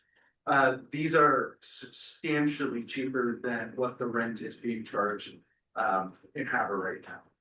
So, I think a 2-bedroom in Havre right now, they go for usually about $13.50. Yes, sure. For the board's benefit, the 2026 home program rent limits just came out, and for Hill County, the low home rent, which equates to a 50% unit for a 1 bedroom, is $853. And this is in part because the state of Montana conducted that statewide fair market rent study. So that impacts the fair market rents that are used as a basis for a lot of our affordable housing programs, including the program. So that's, you know, so they are affordable. It's just that they are higher than what we're used to seeing because we went out did that fair market rent study to get the real rents that are actually being charged at other sticker shop. Yeah. Thank you, Jeanette. Good question. Good question. Other board questions? I have 2. They're all gonna be accessible, but I assume that you will rent to anybody that meets the criteria, correct? Absolutely, absolutely. And are Because any of- today's healthy person could fall down tomorrow. But are any of these units with lower cabinets and things of that nature? Yes. Okay, all of them, all of them. Okay. And once again, I'll say it's the same question about tax credit buyer. Oh, take totally in the bank, yes. I got you. I'm sure there's a technical way of saying that, but I don't know what it is. Okay. Okay, do we have any other questions from the board?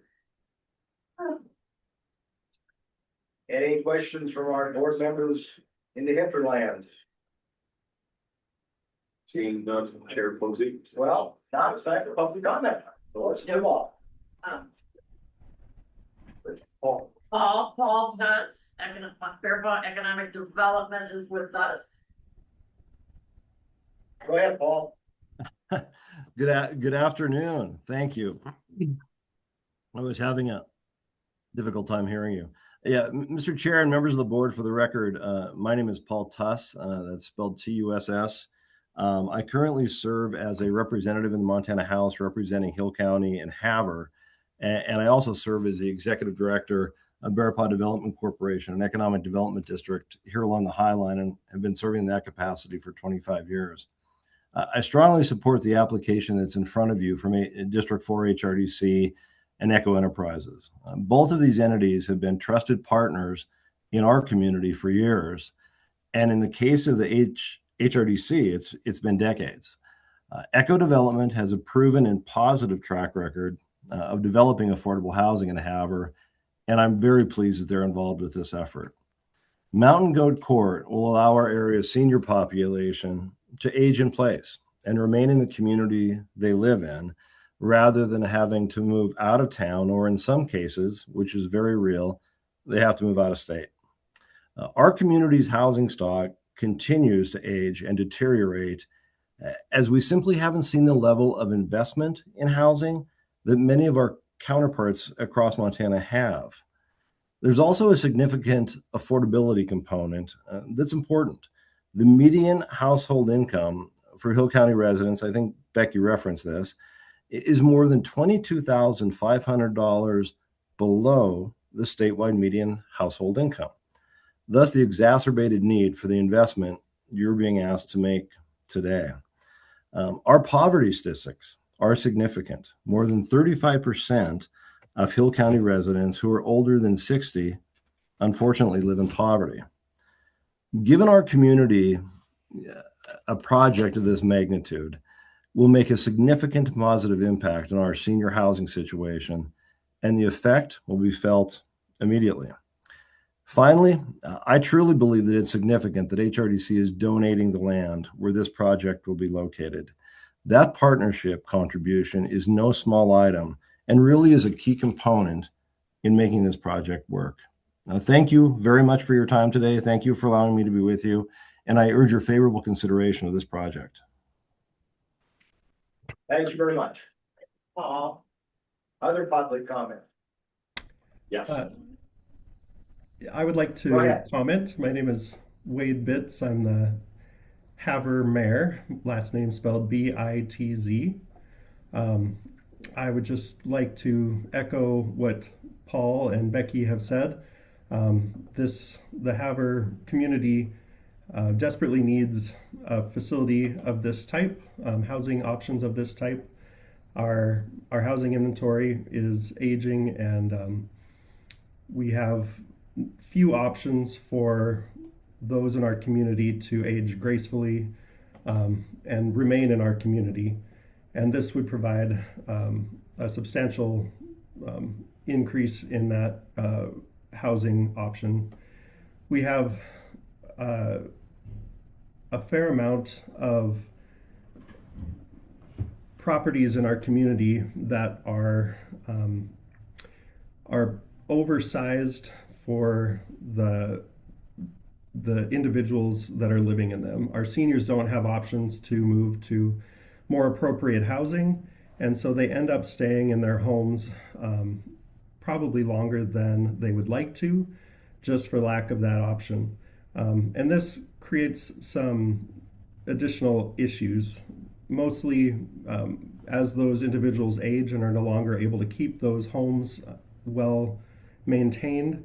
They tend to get more run down and just don't get the care and the kind of rejuvenation that a young family that would typically be buying that housing stock as a first-time home put into a home to make it more appropriate for their living needs. And it's this lack of additional units for seniors to transition into that are causing some of that. And as Paul said, without that, often these individuals leave our community, which also leaves a lot of our organizations without their volunteers, without those individuals that fill that gap in our community to help maintain our programs and keep our community vibrant. This partnership with HRDC, providing the property, also being adjacent to some of our other very successful housing options that HRDC has assisted with in the past, makes it a great fit, and I think a very likely high success for this project. So we really appreciate Becky and her organization and Josh Rivas for taking the time to put this together, and I appreciate the board for listening. I've been listening part of the afternoon, and I know that you have a difficult decision ahead of you, but we really appreciate what you do for our communities, and I really encourage you to consider Havre's application. Thank you. Thank you, Mayor. Other comments from the public? Seeing none, Chair Posey. Okay, anything else from the board at this point? That being the case, thank you very much. Thank you all very, very much. Want to hold my mouth over here. That concludes your part, Jason. Yep, and then Nathan's up next. Pardon? Nathan will be up next.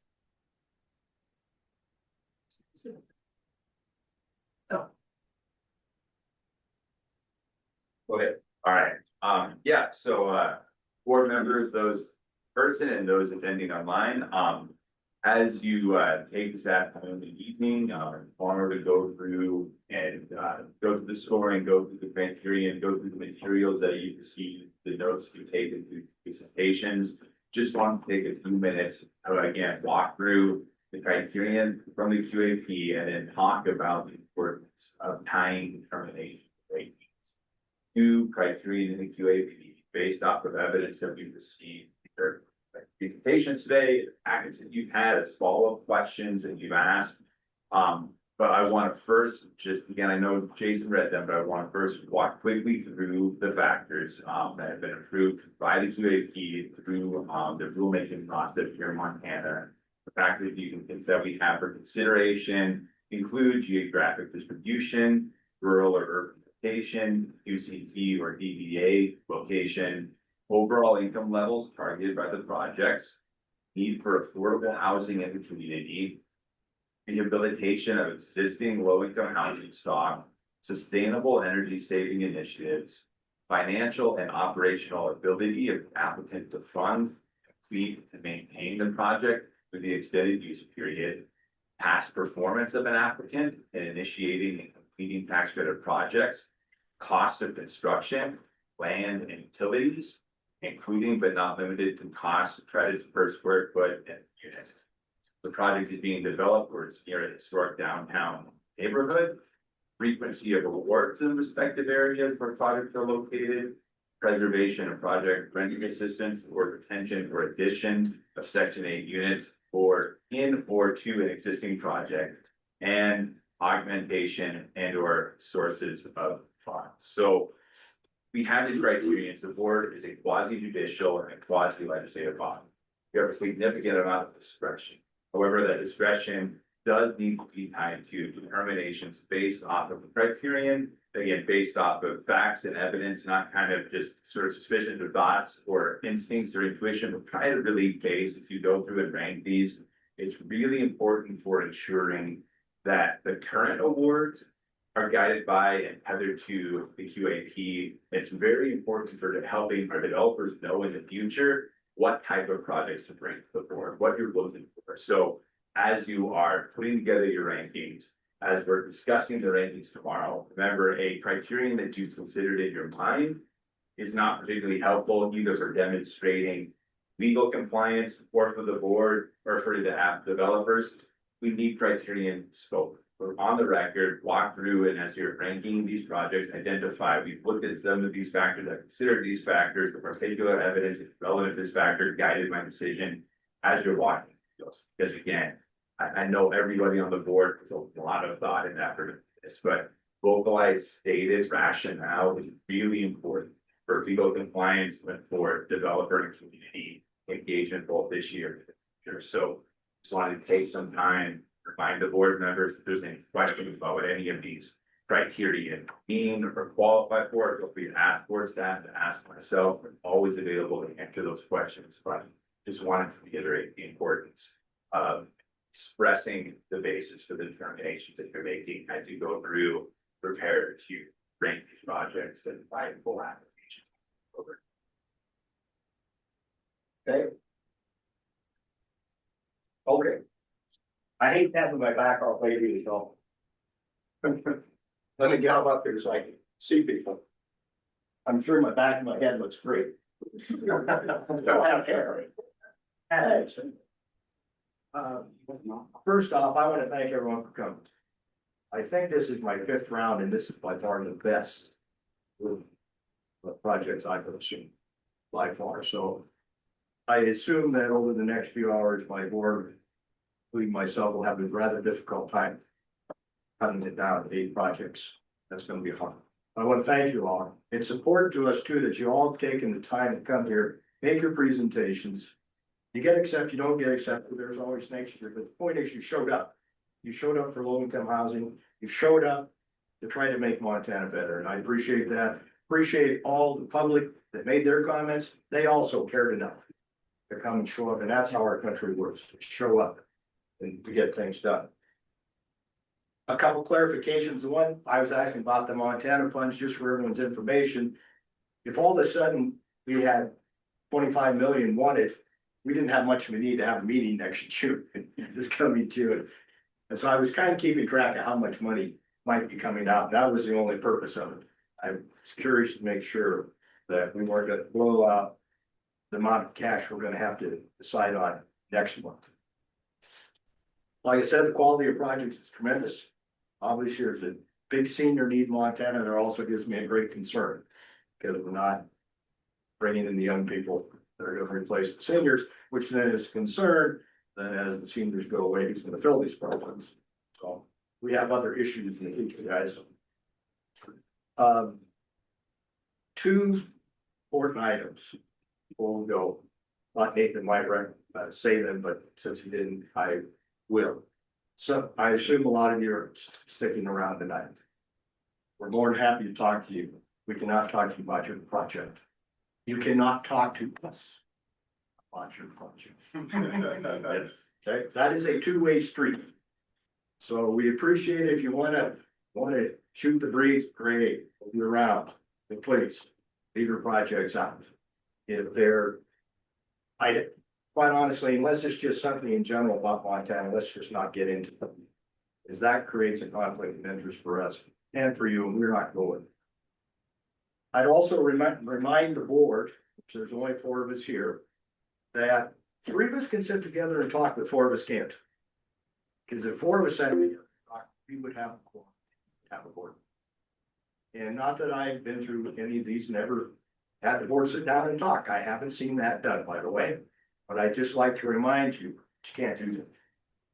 You can have a conversation with another board member, that's fine, but the 4 of us cannot sit somewhere. We can't have Richard do it, can't have Sheila do it. That is just part of it. These deliberations that you go through tonight and then tomorrow are very important. They're important state of Montana, I'm sure they're important developers sitting in the crowd. That's all I have. We're gonna stand adjourned. Cheryl, you have information on the dinner tonight, if you'd like to say. Thank you all again for coming. It's greatly appreciated. I think we can go ahead and stop the